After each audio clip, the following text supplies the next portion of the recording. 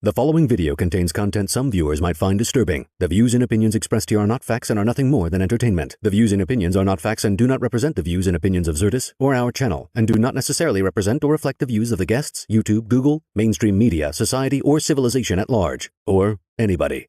Viewer discretion is advised.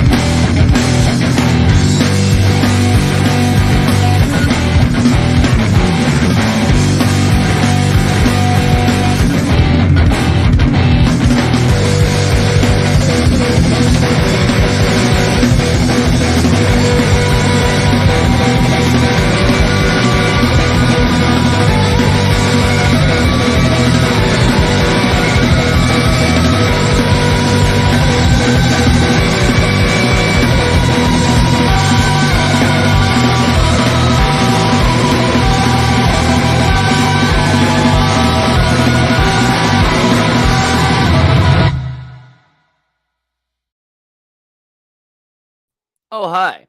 Well, there's an evil sandwich in the world, and of course I'm talking about Panera. Have you heard about this? Do you know what I'm talking about yet? So, it sounds like a crazy joke, but I'm serious. Panera is evil. It's an evil company. Here's why. What'd they do? Cashless society. Panera Bread debuts frictionless palm payment system. So what they do is you put your hand and you can buy or sell things and eat poison and surely not die, as Revelation says. I don't know. Did you have to have a chip in your hand or something, though? You got to be chipped? No, this is like occult palm reading. You know, like your lifeline says you've got a payment to make this month, you know, kind of a thing. You have 1,084 Panera sandwiches left until death. None of this matters, guys. We're about to have nuclear war. I don't know if you've seen the updates. Nuclear war? No, update me. So Kim.com, I just saw this post. UK will send depleted uranium munitions to Ukraine. And Putin says it's the beginning of using weapons with a nuclear component, and Russia will have to respond. Nuclear war soon. Why am I not following Kim? That's weird. Okay, I feel like there's also if you look up depleted uranium, it's trending on Twitter for me. I don't know if you see it. Yeah, there's a video of Putin. Putin says he's ready to move forward with China's peace proposal. So yeah, I mean they're willing to make peace, but we don't want peace. We want war. When the West is ready. However, the United Kingdom's announcement of sending tanks and depleted uranium shells means that if the West uses nuclear-based weapons, Russia will have to react accordingly. Wonderful. Good job, UK. Well, good job. Good job. Basically, we're I mean, even if it's pre-nuclear, we're talking about larger and larger explosions and less infantry. Or we're going to try to get less people on the ground. How big are the explosions coming? Like we're talking about leveling cities. I mean, no, we're talking about depleted uranium shells. So we're talking about shells. I don't know, man. Are they? Yeah, you got to look that up. Well, that's also interesting because they do use uranium supposedly in tanks as the to inside of the sides of tanks to absorb weaponry, right? Depleted uranium. Well, there's another post by this guy Lucas Cage where he shows all the after effects of. So I think depleted uranium is going to cause some sort of radiation sickness type thing. I mean, this is retarded. It's retarded, dude. It's highly defective in defeating modern tanks and armored vehicles, right? So UK would provide Ukraine with some depleted uranium armor-piercing rounds, right? That's the idea. So it's able to go through super strong. The depleted uranium rounds are highly effective in defeating modern tanks and armored vehicles.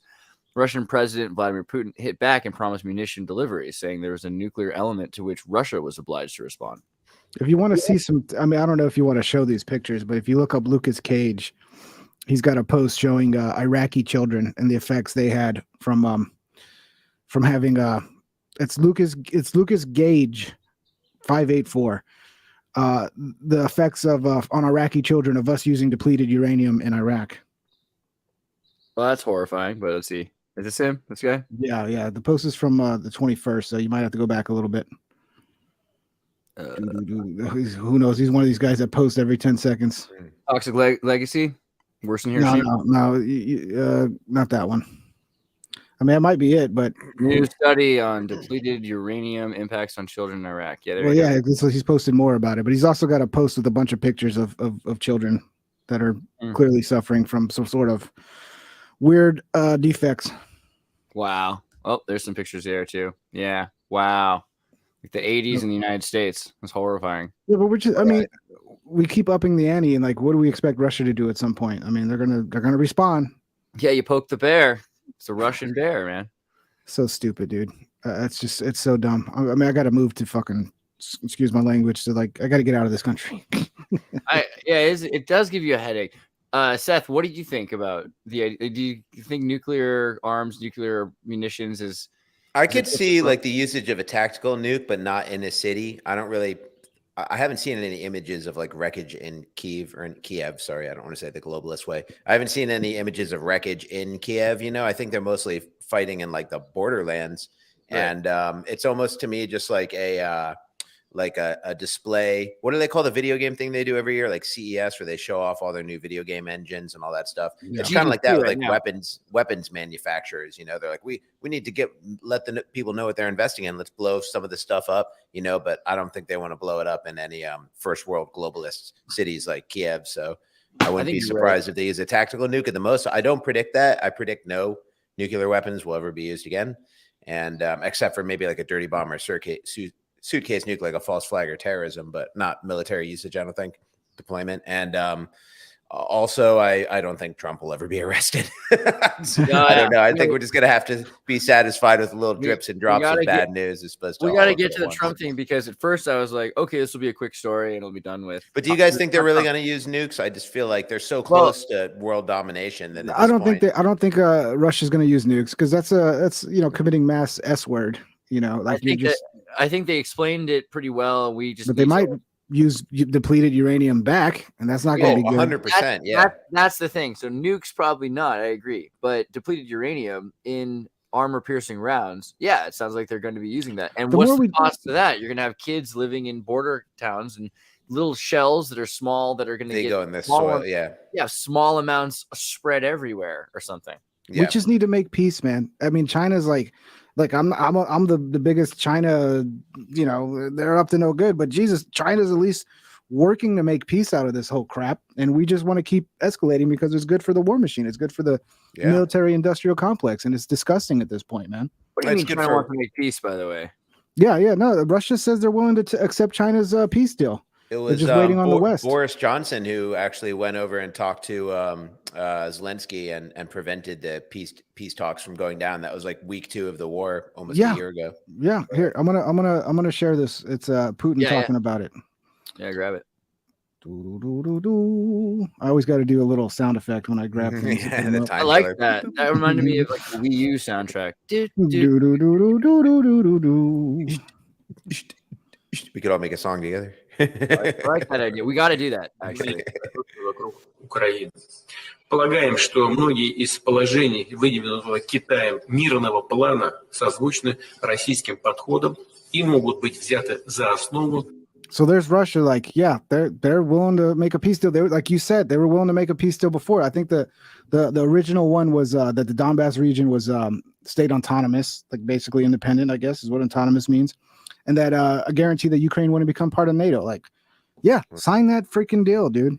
You can see they're very anxious to push closer to war because they're like, no, not only can we not have a deal on the Donbass region or any of the people that voted that they want to be Russian citizens, we can't. Not only is that not on the table, but also you have to give up your main military installation and only warm water port in Crimea. We're going to need that back too. So please pick up your whole biggest naval base and move it away from there and have no more warm water ports and just don't trade anymore. So it's like, you know, it's almost like they're like, oh, I'm sorry if we didn't make ourselves clear. Like we intend to have like eternal war with you. You know what I mean? Like there's no option for peace. So why don't we just like encroach even more until you get the message, you know? The argument I always hear is like, well, you know, Ukraine's being invaded and they don't want to be, it's like, well, you're not even paying attention. Like the Donbass region, they don't really want to be part of Ukraine. It's a lot more complicated than just, oh, Russia invaded our territory. You want me to keep playing this or no? Okay. Yeah. I was just going to say, I just wanted to point to this article also for a second. It's like European young adults are critical of both U.S. and China study. And so it's showing how there's a lot of propaganda right now in Europe that's been going on for the last 20 years that's been designed to unite people that used to play soccer against each other. And so that they'll think, oh, well, we're a country. We're Europe. It's very much what happened in the United States after the Civil War. And so they're preparing to reject Russia or China. And so, of course, Russia and China would probably be better to work together. But yeah, keep going. I mean, we've driven them into this new like situation, man, but with our actions, you know, I mean, if we just, I'm going to play it, I'll shut up. Для мирного урегулирования, когда к нему будут готовы на Западе и в Киеве. Однако такой подход пока такой готовности с их стороны мы не наблюдаем. Но более того, вот только что мне сообщили, в то время, когда мы с председателем обсуждали вопрос возможности реализации китайского плана мирного урегулирования, а председатель КНР уделил большое внимание своим мирным инициативам в ходе нашей вчерашней беседы с глазу на глаз. Вот сегодня стало известно, что Великобритания устами заместителя главы Министерства обороны этой страны объявила не только о поставках танков на Украину, но и снарядов с объединенным ураном. Похоже, что Запад действительно решил воевать с Россией до последнего украинца уже не на словах, а на деле. Но хотел бы в этой связи отметить, что если все это будет происходить, то соответствующим образом Россия вынуждена будет реагировать, имея в виду, что коллективный Запад начинает применять уже оружие с ядерным компонентом. He's aged like 10 years in the last year. That Xi Jinping's got the worst resting bitch face I've ever seen in my entire life. It was very Kylie. It's the body language of all his like you know, all the Chinese people around him, just their body languages, they're so afraid to like look at the sky wrong or say anything wrong. Yeah, dude, Congratulations, guys! I voted for Biden. Don't you feel like it almost has to be coordinated between the West and Russia and China and everything? Just because if you were to put sanctions on someone that you're basically looking to, so we put sanctions on Russia and immediately our own currency collapsed and theirs went through the roof. So you continue to do that for a year, like you don't make any adjustment. So yeah, these arms manufacturers, the ones in America who take the lobbying money from them and everything, who are tied in, yeah, they're making a ton of money in this, but it's in dollars.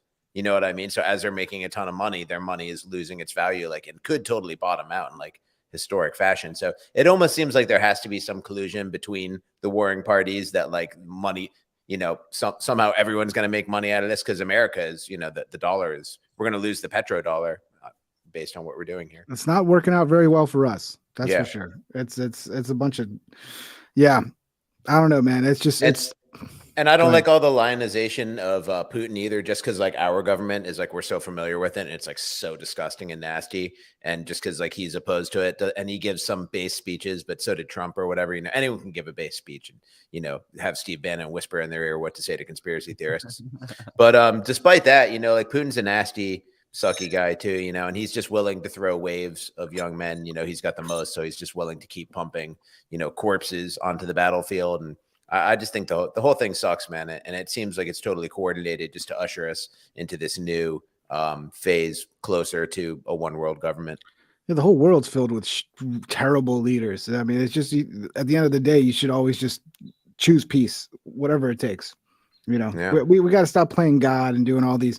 Yeah, the idea of representative democracy, like anybody is voting for war. Anyone wants war. Like nobody wants war except for like, the people in leadership. But they make money off of it. Exactly. Yeah. So like, a lot of money to be made, man. And then you got, with Trump, you had what, 4 years of he did like one strike in Syria, right? So they're like, oh man, 4 years of not making money. I'm freaking jonesing over here. We need a war. Yeah. And people traditionally have said, it's like common wisdom for some reason that war is good for the economy. But it's like maybe if you destroy someone else's economy, like if you take out all the manufacturing plants in Europe, you know what I mean? Then your economy is going to be very strong after the war. But that's not what's happening. We already don't have any manufacturing. So it's not like we're going to fill any gap with that. And I'm sure it was great for Iraq's economy. I'm sure it was great for Libya. Yeah, but what about all these conspiracy theories about, stargates in Syria and Iraq and like the ancient civilization culture? Do you think that there's more to the invasion of these places and taking over these places? Are we really just trying? Oil? Yeah, is it really just oil? I mean, because oil seems like, I think so. Oh, we'll never, we'll never know. And it really is like the question of our age is like how much to engage with, or what level of conspiracy theory do you go to before you're like, just like shutting down your critical thinking process. But then you get these like hints that seem you can't ignore them, like Hillary Clinton in the State Department email asking for the location of the Nephilim burial sites and Gilgamesh's tomb. Like, is that a joke in an official state? Why is that even on her mind if she's joking about it? So I don't know. She could just be putting that out there as bait. You know what I mean? Because I do think overall, like confusion is definitely how they're going to get away with stealing the world, is just everyone's spinning in circles and going different directions. So they could plant emails like that, just to send us down wild goose chases. But that is a real Hillary Clinton email that she's looking for Nephilim bodies in Gilgamesh's tomb. So it's like all that stuff is in Iraq. Wow. Yeah. It seems like a pretty crazy thing that, and the Hobby Lobby story like sticks out. Like there's been, such an effort to quietly get this stuff at a cheap price out of these, war-torn places. Jeez. Yeah. What were you going to originally talk about? I upset Susan here because I got you off track. What were you first talking about before I started talking about nuclear war? Sorry, Susan. It's my bad. I don't know. Well, I mean, so for me, I always... Also, it's Suzanne, by the way. You're really in the doghouse now. Oh, sorry, Suzanne. Being called Susan. I mean, I apologize, Suzanne, all right? I'm sorry. Jesus Christ. We're talking about nuclear war. We're all going to die. We're talking about that. Well, I was thinking about, the idea of the portals, because there was an article that came out recently. I don't know how far back. I was talking about that, by the way. I brought up Gilgamesh's tomb. That's who do you think made these portals? Oh, there you go. So that's good job. Suzanne made it. Blame it on me, Suzanne. It's all my bad. Where's the thing I was looking at a second ago, though? It was about the Eno thing. Like Eno. Oh, there it is over there. Well, what are we supposed to say about that? I mean, does anyone have any hard evidence of this stuff? I mean, it seems so far-fetched, but then So there's a lot to suggest it's real, but I mean, what is one supposed to do without a thinking being? What do they do? Well, so just on the thought game of supposedly tomorrow, is the not apocalypse, but it's that kind of vibe where you're like, oh, tomorrow is supposed to stick out for some reason. March 23rd. It's supposed to be when, as this ufologist TikToker Eno has said that, like, was it 8,000 people are going to be abducted by aliens, or I forget exactly. Eno Alark, a first person claims, a time traveler, that his assertion, given specific days, no less than in a few days on March 23rd this year, a story like no other human. 200,000. Where's the? So we ain't got to wait long to find out if this is true or not. 8,000 people. Yeah, but what is it he's saying is going to happen? 8,000 people will be taken to another habitable Earth tomorrow. I'm down. I mean, I'm down. They got good weed. I would go. Would you go to another? I would go. I'd go in a heartbeat. Do you think that this is going to be like public information, or like what are they trying to say? Like people will all around the world agree. The mainstream media will tell us that 8,000 people are going to another world. Man, just click farming, bro. Nothing's going to happen. Trump's not getting arrested. UFOs aren't going to come. 8,000 people could disappear and nobody would notice if they do it right.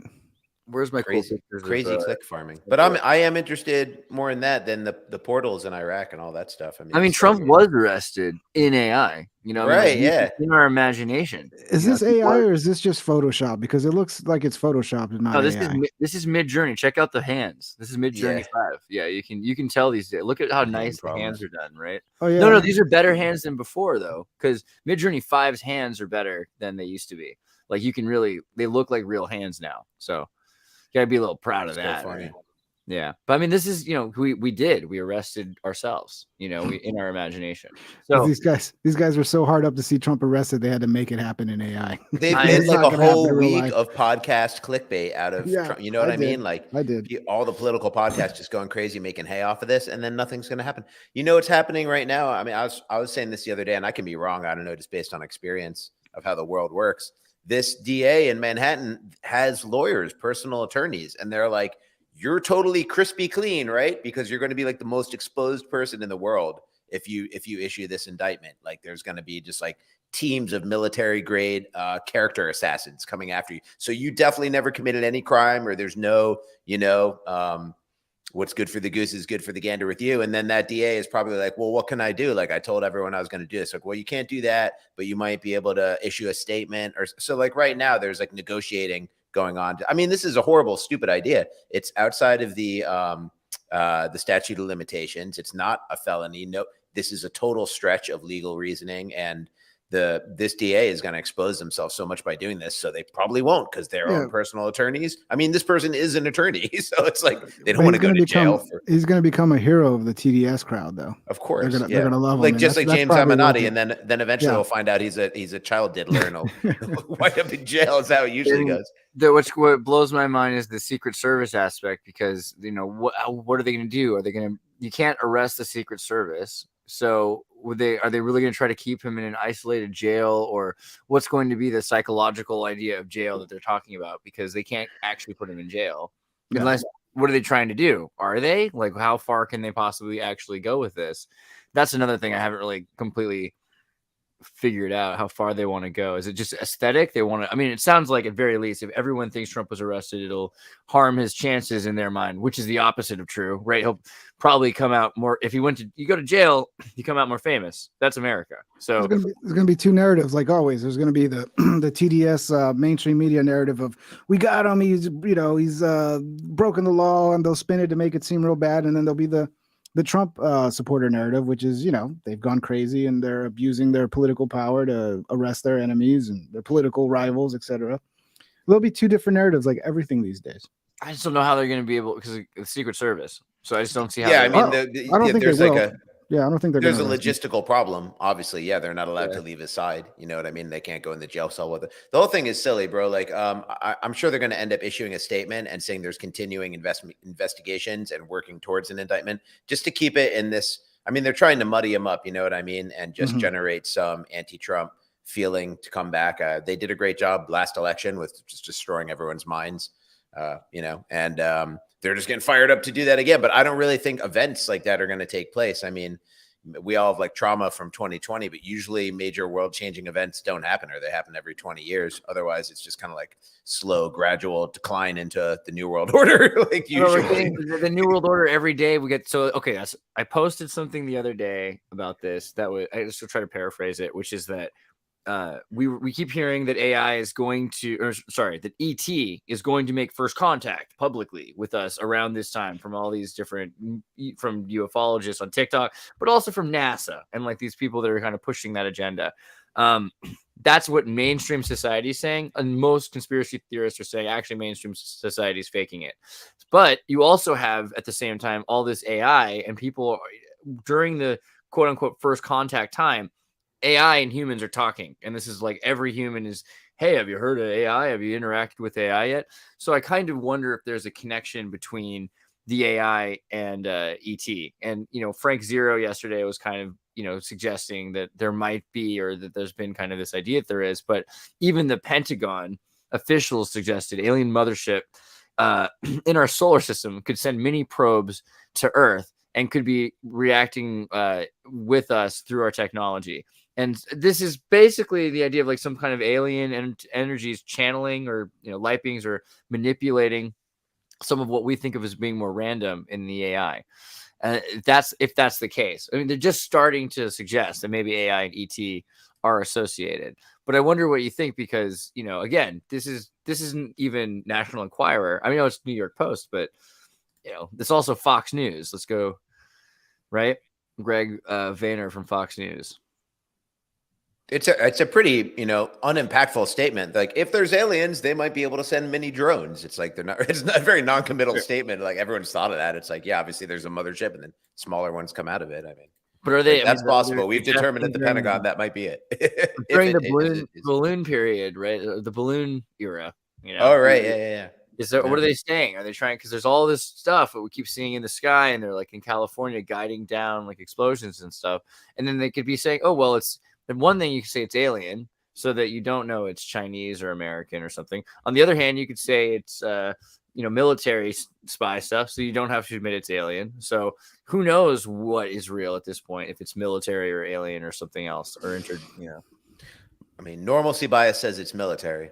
Yeah, it's true. Almost every it's time. Definitely possible. It's possible it could be extraterrestrials, artificially intelligent or not. You know, it's just you know, you can go down these rabbit holes. But I would love to, you know, the implications of that are interesting and stuff. But in terms of like guessing if that's what's actually going on, I would guess it's military. But I heard the other day something that was new to me, that there's been multiple service members who have been killed by UFOs. Can you pull that up? I heard Tucker Carlson was talking about that. Tucker Carlson was saying that he's like 140 servicemen have been killed by UFOs. It's like, like, by what, did they shoot lasers? So they're suing the government because the military won't admit they died, so they're not getting all their and it's saying benefits. They died from like cancer, like things like disease, brain damage. Basically, it's like supposed to be some sort of. Sorry, man, you broke up there, VBDC. I thought you stopped talking. There's some sort of energy that emits from these things that basically fries your brain. Great.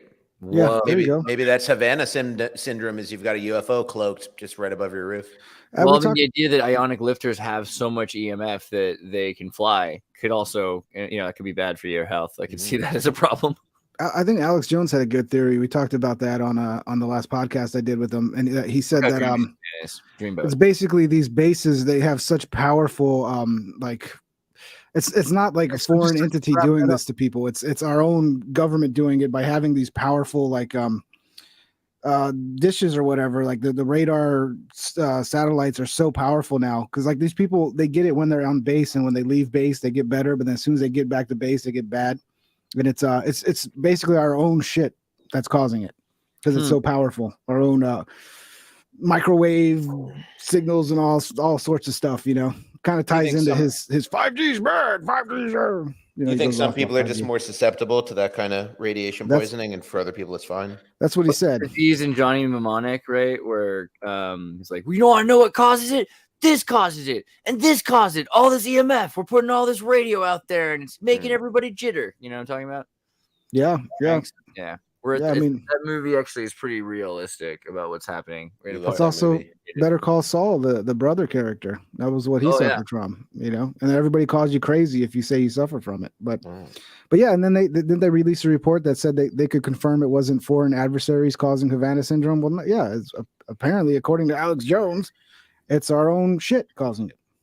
Yeah, I mean, so, but this is also kind of interesting because there's so many people that are driven insane. You know, I was looking at Templios a week ago. Are you familiar with Templios? I feel like I've told this story. Temple OS. I thought it was Temple OS, Temple Operating System. It is Temple OS, but I've always when you said Temple OS, I was like, what the hell are we talking about? I call it Templios. Yeah, this guy, I saw some videos on YouTube about this. There's a lot. There's a good rabbit hole to go down. So here's my hot take in 90 seconds. Basically, Terry A. Davis, a super genius who was insane and a little Asperger's, was then driven further insane by the U.S. military and 4chan combined, right? Which is they bleed together, you know, the same way police and criminals, etc. So he eventually is inundated with and saturated with racist nonsense that destroys him from the inside out, and they take his life, you know, essentially apart by having him fall in love with, you know, the girl, by the way, that they said he thought he was going to be married to, physics science girl, whatever. What's her name? She's like dying right now. It's kind of sad. Physics girl. Yeah. Diana. He thought he was married to Diana, and poor Diana, who is right now suffering from long COVID and may pass away. It's pretty sad. So did she try some Ivor? I hope she does. Apparently, that's supposed to work pretty well for long. Does it work even if you've been, you know, got the big V? Yeah, because that's what Jimmy Dore said that they gave him. Like he was having long-term effects from the big V, and he found some doctors that were like, take some Ivor, and they cleared up his symptoms after a while. But you got to take it consistently for a while. Interesting. I'm not a doctor. This is just what I've heard. He's talking about his horse, actually. So yeah, you got to take. I'm not a doctor, but I am a horse. I mean, I wish I was a horse. I'd be hung a lot better. But your videos would be worse. Yeah, maybe. Who knows? Depends what you're doing. Yeah. So, you know, this guy went insane, but he had been working on this project, which was to build a system to talk to God. It was not just an operating system, and you can still install this on a computer, and it still does pretty amazing things. It generates music that's for worship, and he has an entire idea of atonement, right? Like you have to pay tribute. So this takes over your system. It's a super simple looking operating system, but it takes a really powerful computer to run, and it will make chants for God. Essentially, it's supposed to be God's third temple on earth. And in a sense, this is a divining tool for median work because he used it to generate it's not AI because it has access to the entire dictionary and it kind of randomly, theoretically, is putting things together. But how random is it if it's a random number generator? He's built an algorithm for that he believes is being affected by subtleties in electricity and in reality. So this is the idea of communicating with spirits. And it probably would have been a lot more popular, but there was such a push to suppress this guy that he kept getting more and more annoying to people. And then they made him insane. So he started attacking back. And so it just drove people away from his peculiar project, which would have been, I mean, imagine all the people interested in novelty operating systems, right? Like this would have been pushed by all of these, you know, the Wired magazine. Why is this not the thing that was being pushed in his lifetime? And he built the entire thing by hand, even the compiler script, which is crazy, you know, that you could build an operating system. Usually you program something, you know, you grab a bunch of pieces. Every single thing here was written by this one guy over 15 years or something. So, but it's more that it's a divining tool. And so they wanted to keep it from people. So they made this guy into a racist psychopath. And then he died on the streets. How did he die? I don't remember that part. He just like started losing his mind, lost his house, lost his car, was wandering around in Northern California. He couldn't speak anymore. And he was just going, like there's videos of him still on his YouTube channel. He got to the point where he was just completely lost his mind and was unintelligible. It's so sad, right? And it just it's crazy. Like I've seen this happen to some people before. That it was like Russell Targ. Is that no, not Russell Targ. Eric Dollard. They tried to destroy Dollard. He's an amazing guy. He invents free energy systems. He made a system that sent wireless electricity 200 miles, 600 miles, set it all up, had it functioning. And eventually they had a small group of people working on free energy that was taken over from the inside. All the paperwork was destroyed by somebody. He ended up living in a car, and then being hunted around Slab City. And he's just lost. I mean, he's still a brilliant guy, but they've done everything they can to keep him from rising up beyond where he's at. And also, if it weren't for the fact that he was so good with EMF, he probably would be getting Havana Syndrome because they're constantly attacking him from what it looks like. And a lot of people used to think that just sounded crazy. They said, oh, wow, you think that they're using active denial system or whatever you're calling ray guns on people. Why would the U.S. military do that or something? But it's probably the most convenient thing. I mean, no one sees it, out of sight, out of mind, and you can target it in certain directions. I mean, maybe even if you have this equipment, or you have electricity, you can probably zone it through the grid itself. I mean, they found that if you have your cell phone plugged in when you're using it, it emits way more electricity because it's grounded. So if you probably could, even under the ground using the grid, send EMF, and have these devices that, that transceive them in your house built into all of your equipment. I mean, that's a terrifying thought for people who have suffer from like gang stalking or like some sort of hypochondria. Like every time they start feeling bad, they're like, "Oh, they're hitting me with the EMF, man." Yeah, the gang stalking stuff is crazy, man. What a topic. Yeah, I've met people, who really like in real life. I used to work with a guy, and then it was before I ever heard the term gang stalking, but like. People had told me, they're like, that guy's a little strange. I see you're becoming friends with him, but like, just so you know, he thinks everyone's like talking about him. And I was like, oh, that's, that sounds pretty, like he's worried people gossiping. They're like, no, he literally thinks everyone in the world is talking about him. I'm like, okay, I guess I have to see that in action. And then one time he was at my place and he was like listening to my neighbors talk about him through my walls. He's like, your neighbors are talking about me right now. It's a little distracting. I was like, my neighbors don't know who you are, bro. They've never seen you. And he's like, I know who they are. They're over there and they're talking about me. And he had like this whole theory that everywhere he goes, everyone's like paying attention to him and talking to him. And I was just like, he was a totally normal, functional guy. But I was like, that's what you would call like severe schizophrenia. But I don't know what I would call it or what it's all about.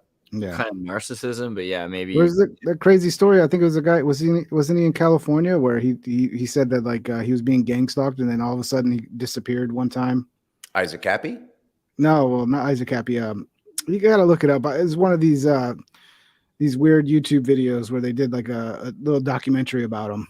And I wish I could remember any details about it, but basically he was filming outside his house and this van would drive by all the time. He was like, yeah, the CIA or the city or something is after me. And then one day he just disappeared mysteriously or something like that. He died mysteriously. So I almost gave credence to his I wanted, there was an article like a few years ago, the U.S. family defiant in tinfoil house. That's the one. Do you remember this story? No. There was this family that was saying that they were being targeted with radio weaponry. And so they covered their whole house in Mylar. And then they were saying the neighborhood was really upset at them and demanding that they stop it. Like, why? Why do you care? What's your problem with what we do on our property? And they're just like, oh, well, it just seems HOA rules, dog. Yeah, they're homeowners agreement or something. Zoning rules, yeah. And they had so many weird stories about it. Let me see. They're saying health problems ranging from headaches to lupus. Accordingly, they clad the exterior of the house with sheets of aluminum.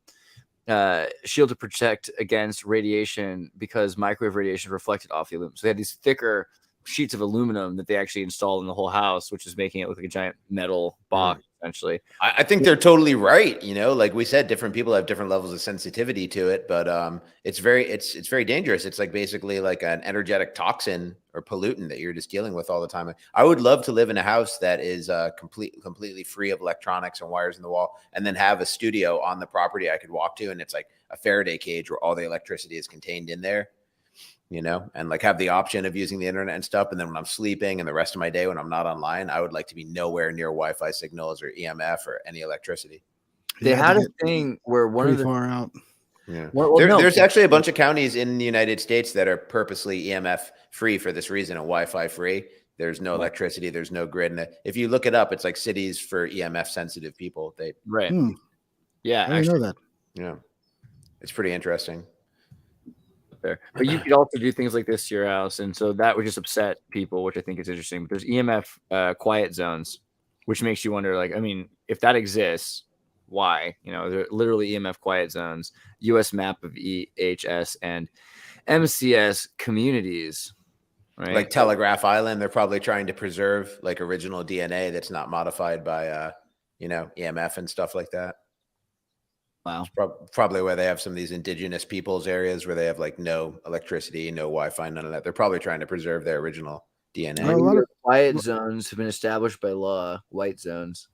a lot of people that even, you know, they're not like getting sick by this stuff, but they talk about, well, yeah, Alex talked about this too, like getting out in the country and just feeling like a sense of like peace and calm that you don't get once you get away from all this stuff that's all these wireless crap flying through the air. Right. It's like the things we need to do to reach the next level of integration with reality or just awakening or whatever isn't good for our body. Like all the things we need to do to move our mind to new places, like talking to AI and exploring and stuff like that. We need technology, like all that stuff is very bad for the body. So it seems like the way humanity is developing, eventually we have to divorce from our bodies because, you know, it's hard to ignore this. I haven't really thought about this before. The radio quiet zones, just the idea that they're literally places where the U.S. military or the world military have decided not to have. And you never know about hypochondria, but there's people who feel that they're sick from EM, and then they go live in these places and they feel 100% cured. So, I mean, and these are also, I mean, these areas, I mean, they're pretty important areas too, you know, so it makes me wonder about the idea of like, I know this sounds kind of crazier than even before, but like ferries, right? Because there's the ferry treaties, the idea that there are certain areas like the state parks are protected for some other species of civilization essentially to live. Mm-hmm. And, you know, radio quiet zones. We're talking about freaking ferries now, man. Bro. We had a guy on the show who was a quarter ferry. I think it was so. I'm 0% ferry. 100% man. If these places are for also animals, though, like maybe birds and whales and things, you know, areas where there's no signal messing with the bees, or I mean, it might be that we learn a lot about nature just from having spaces that are completely opposite. The rest of the world's covered in radio, but they say whales aren't able to communicate like they used to, as far as they used to, because of all the the pipe we laid in the ocean with signal and everything like that. Well, I know when I used to work at cell sites at the bottom of the tower, a lot of sites you can't really go to early in the morning because there's so many bees. It's literally dangerous. Wow. You have to wait the afternoon until when they're all quiet. Okay. Or no, you have to go in the morning when they're like slow and barely moving. If you go when it's like real hot in the afternoon, it's just angry. You get swarmed by bees. They're just attracted to it, or they're attracted to something with those cell sites, man. You know, wow, so here's some quiet zones across America, Europe, and Australia, and New Zealand. So, guys, look at your maps if you want to check out these quiet zones. That's kind I don't think anyone watching this show can live without Wi-Fi and the internet. Yeah, I was about to say. I try to go like once a month, you know, or once a year. I mean, for almost a month. With it's been a minute though, but you know. I like to go to Europe or something like that. I don't get a cell plan for like, you know, a week or two. And then I have to go to some like paradise. If you go to a cafe for your Wi-Fi and you have no Wi-Fi in between for the day, it's nice. It's nice to have it just when you get a Wi-Fi cafe. I mean, it's been a long time since my internet's gone out, but when it does, man, that's pretty depressing. Yeah. But if I get a lot done with the internet off and my head stops hurting. If I'm in some paradise like beach or lake or something with a lot of cool stuff to do, it's different. But in this world, it's like, my internet goes out. It's like, oh, what do I do now? Stare at the freaking wall? Yeah, it's true. Like everything we did, like I just feel like when you're in front of a screen, your life is shortening. And like when you're in nature, like that's like, you know, you're preserving it as best as you can. But like when what's that? I'm gonna live forever. I don't know about you. When we spend our time this way, like a lot of our time online, I think it's definitely like a sacrifice. Like you're sacrificing your health to do it, but hopefully there is some utility in the evolution of philosophy and science and all that stuff. Hopefully we're leading towards somewhere, and we're not just addicted to a drug called electricity that's bad for you. Well, isn't there a lot of research that just sitting down all day, which most of us are sitting on our butts all day in front of a computer, like that's terrible for you. Yeah. I walk so much, like when I'm not doing this, like I'm walking. I was walking right before this. I'd walk all day. Yeah, I need to do more walking. But yeah, you definitely got to get up and get it moving. Oh yeah. We sit Indian style. Don't or do? Do. Like crisscross applesauce now. You can't see Indian. I can barely move after that. Adorable.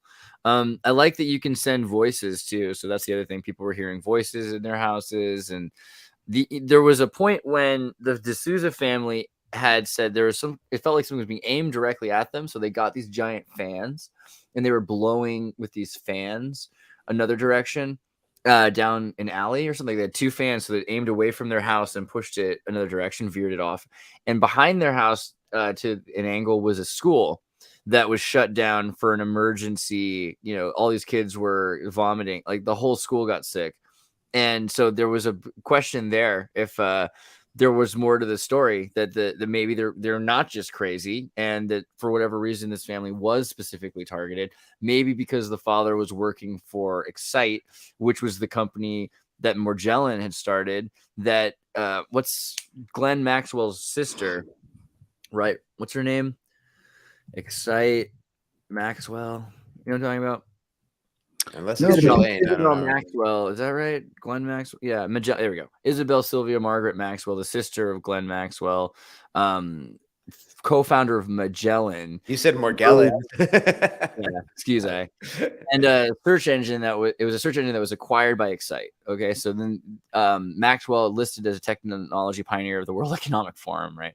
But this was the company that D'Souza was working for before all this. So random and interesting connection to Epstein, if nothing else. Smash the thumbs up, guys. Come on. Smash the thumbs up. Hurt your thumbs. Column, are electromagnetic weapons involved taking victims of the Havana Syndrome seriously? Are we getting to a point where we just kind of accept that this is a very common thing? I mean, it seems like in the last few years, you've got agents admitting that they're bleeding out their eyes in Spain and all over the world. Yeah, I mean, no one bled out their eyes in Havana, but I mean, like Scott Adams' take on this is that it's very common for people to just have these mass psychoses, and I'm like, I don't know if it's really that. I mean, I guess all of society is somewhat of a mass psychosis, but specific things like that where I've never really heard of it before. So if it's a thing that could just happen, like maybe there's one charismatic cult leader type person that works there he was the first one to start feeling sick and just talked everyone into it. That's Scott Adams' take on it, but for me, I mean, I would think that if everyone has a headache, there's probably something causing it. Well, yeah, right? Not just that, but when they leave and they go away, it gets better. And then when they come back, there's a lot of, I don't know, maybe Alex is wrong, but he says a lot of this is happening like on our own bases and stuff, where we have the most high powered, like microwave antennas. Like he talked about planes, how powerful the radar antennas are to be able to see as far as they do, where you can pick up a bird from 300 miles away. That's some pretty powerful stuff they're shooting out of those things. Yeah. If these people are having the symptoms when they're on base, they're where we have all this equipment hooked up. And then right. So it could be more like a side effect thing and not even an intentional attack. Yeah. Yeah. We're doing it to ourselves, basically. Yeah. But why would one specific place like they just have such an array there, or it's not grounded in the right way or something? Or yeah, because that's where it first happened. And how remind me again, why is this Havana Syndrome? Because it started in Havana? Yeah, the embassy, the U.S. embassy. Yeah, Havana. Yeah, right. I think so. Yeah. Damn commies, man. But no, I mean the United States has been doing that as well. And that's the thing. We probably were also the idea of using energy weapons against Che Guevara. We don't know that it's Cuba doing it. It could be anybody doing it. Well, it probably wasn't Cuba. It was probably like they thought it was. Yeah. They were saying that Russia was doing it, but then we were also doing it, and the entire area was we can't use certain weapons. What weapons can we use? And it was the 60s, the 50s to the 60s, and they had a lot of radar equipment already there because they're trying to be looking for submarines. So it was really practical to see, hey, we have this. What can you do with it? And they'd already found that it was really dangerous because if you stood in front of it, your chocolate bar melted in your pocket, right? Which is how they decided to work on microwave heating for food in general. Oh wow. Yeah. Hershey's chocolate bar. I don't see enough likes, guys. Come on. What, you don't like Andreas? You don't like me? I know Suzanne don't like me, but I thought maybe some of y'all liked me. Suzanne, hit the thumbs up. I love you, Suzanne. I wanted. Yeah. Weezer, hell yeah. In centuries-old tradition, drummers awake a sleeping Istanbul to Ramadan. 3,400 Muslim drummers dressed in Ottoman period costumes will march through 1,000 Istanbul neighborhoods, reciting ancient poems before dawn, preserving a beauty from the ancient Ramadan. There's a what is Ramadan? It's a Islam holiday, right? It's like their Christmas, isn't it, or something like that? More like Passover. It's you fast and then you feast at the end of it. Yeah, I would say Passover is the connection. It's the 9th month and a commemorative of Muhammad's first revelation, right? So the first revelation, an event described in Islam taking place in 610, where he was visited by the angel Gabriel, who revealed to him the beginnings of what would later become the Quran. So kind of the beginning of following these who are the angels, right? What is it like Gabriel angel? Accordingly, these are the Anunnaki or some ancient alien stuff. So this is sort of this connection where we're calling a prophet here, someone who's able to talk to aliens or an ambassador of first contact of some kind. And, this is also probably the Kaaba stone. Where's the meteor picture? The idea that they're walking around the meteor in the Kaaba stone, right? Here's the rock. It kind of looks like a. Never mind. Yeah, you gotta be careful. But yeah, not exactly, but a little bit. What's the scale of the thing we're looking at? I don't know. Oh, there's someone standing there. Okay. Yeah, it's pretty big, right? And what is that? That's a meteorite? Yeah, so supposedly the Kaaba stone has a meteorite in it that has been embedded into the side of it, and they built this giant thing around it for that purpose, or it's been carved. And here you go. So that's the part you can touch. And the rest of it's kind of covered and kept safe from outside observance, right? So it's kind of weird because you've got, you don't think of Islam necessarily as an alien cult or something, but no less than any other religion. And you've got a meteor, plus you've got this idea of him talking to angels that are telling him about like the true nature of God. But God isn't a person in Islam. God is more like the Akashic record or something that's, this bigger concept. Depersonified, and we're sort of the actions of it in the queue, Really, that's what Allah is. He's not God the creator. Well, God is the creator, but God's not a person to Muhammad. Allah is bigger than personification, which is why you can't have the human form necessarily, and you're focusing on the star patterns, the mosaic and the arabesques and everything, because God is this multidimensional thing, which is a lot closer to the way science is talking about God today. So you pull up Q? Yeah, because Q is somebody who can't do anything because they can do everything. So they're most amused by humans because humans are going around doing things, right? So it's kind of the idea of we're living in a simulation, but it's not that we're living in a simulation, it's that we're the actions taking place. And then where does that go? If we all die, we lose those memories, unless those memories are going into the Akashic record. So they kind of have to go into Q, or else they're meaningless. Get it to 100 thumbs up and Andreas will take his shirt off. He told me earlier. I did have a V-neck on that went too low earlier. Yeah, that was too low. He tried it on before. Was like, dude, I was offended. From that part of LA. Oh yeah. I was like, all right. Or maybe 150 to get some skin in around here. I mean, I know this seems kind of discordic, but I keep thinking about the connections between they're telling us aliens are here. We're talking to ET. We've got all this worry about radiation, and wireless is the future, 5G and everything that they want. We're talking about singularity. The big promise of 5G was that we'd be able to instantaneously send signals with low latency, and that's about to be everywhere. Yeah, and the ability to spy on everybody in their homes, right? In their minds. I mean, that's the next thing. Minds, yeah, you'll be able to go directly into people's heads. I just don't like the idea of them putting one of those things right outside my house, pointing at my house. Seems what, a 5G tower? Yeah, like they're going to be right in front of people's houses. When I move anywhere, I check the 5G map and I make sure, and I drive around and make sure I'm not near any of those arrays, bro. I don't even want to be within a mile. How do you find the 5G map? Is it like this thing or something? Yeah. Yeah, they're just throwing them up on telephone poles all over the place. They're just a little. You can. I don't want to live near the big ones, the little ones, any of it, man. Yeah. You got to be careful. I mean, when I used to work on cell sites, like there would be towers, like literally in the parking lot of apartments. And it's like there's people like living right next to this freaking tower. It's crazy. And they always put them at schools, bro. Every school has like the biggest 5G mast. It's unbelievable. On the rooftops of every big building, you'll find antennas. So it's amazing how they were able to implement that. It's just such an uglification of the countryside too. You know, like, oh, we know we need more like big metal towers. They're like, how about ones disguised to look like trees? Like that's even worse. You know, it's like they have super Orwellian. You know, and some jurisdictions make them kind of disguise it somewhat. And I think the people that go out and knock them down and light them on fire and cut them down and stuff, like those people are true heroes, you know. Shame on those true heroes. Right? Don't say that because there's federal property. Whatever. Archaeologists discover rare zodiac carving of Egypt's temple Esna. How about that? Esna, goddess, the snake and the lion, representations of deacons, zodiac signs used to measure the 12 hours of the night on the ceiling of the temple of Esna.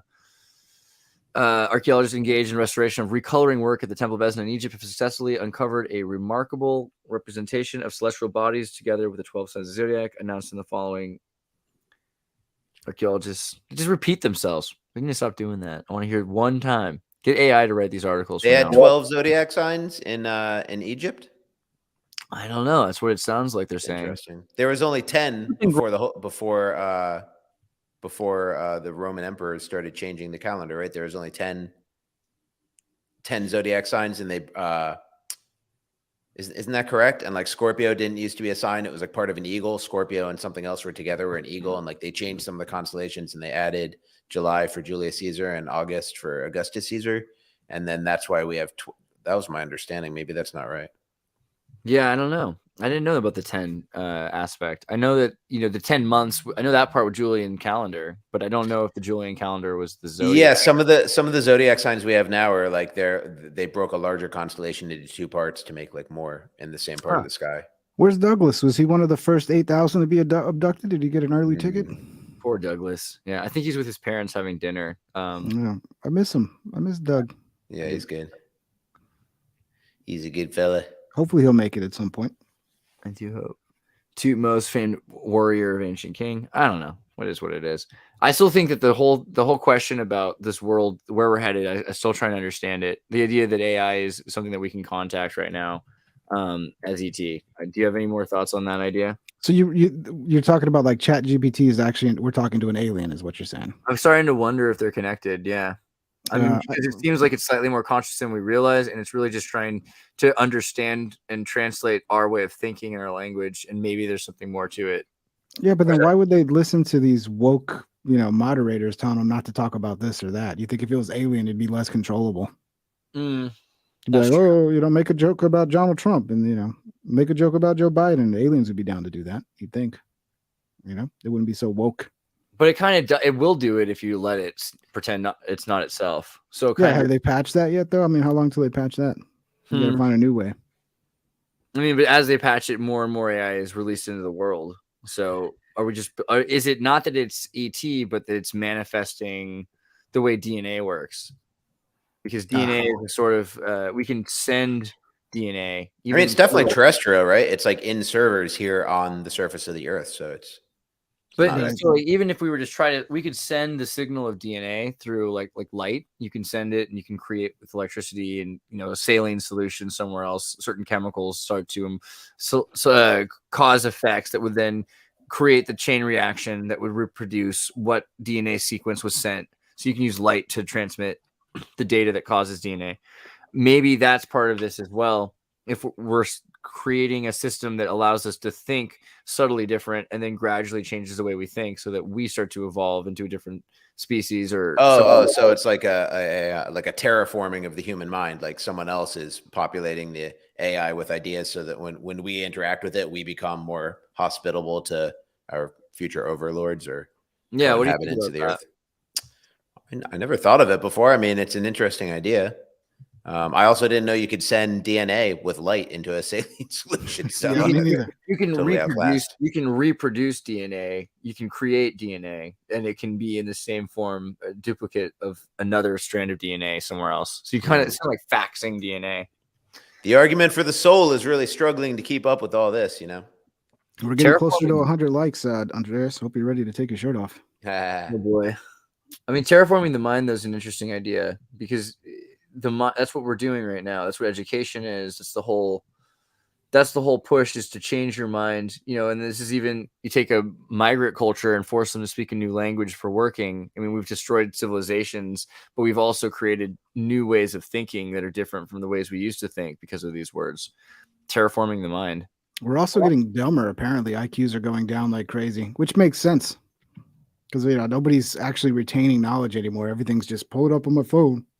What's that have to do with AI, though? Isn't AI like hardware, not like no, I was just saying, he's talking about, you know, the mind and all that. It's like we're getting dumb. That's genetic. I mean, IQ is genetic. It's not like your concentration. No, I think it has to do with we're not learning things the way we used to. We're relying on technology to just give us information. We're not like, I mean, even like the simple act of navigating around my city. I used to actually remember how to get places. Now it's just type it into the maps and let the freaking thing tell me where to go. So we're becoming kind of mindless these days. Just following the phone tells us any knowledge we need, tells us where to go, tells us everything we need. So we're just like mindless little instruction followers.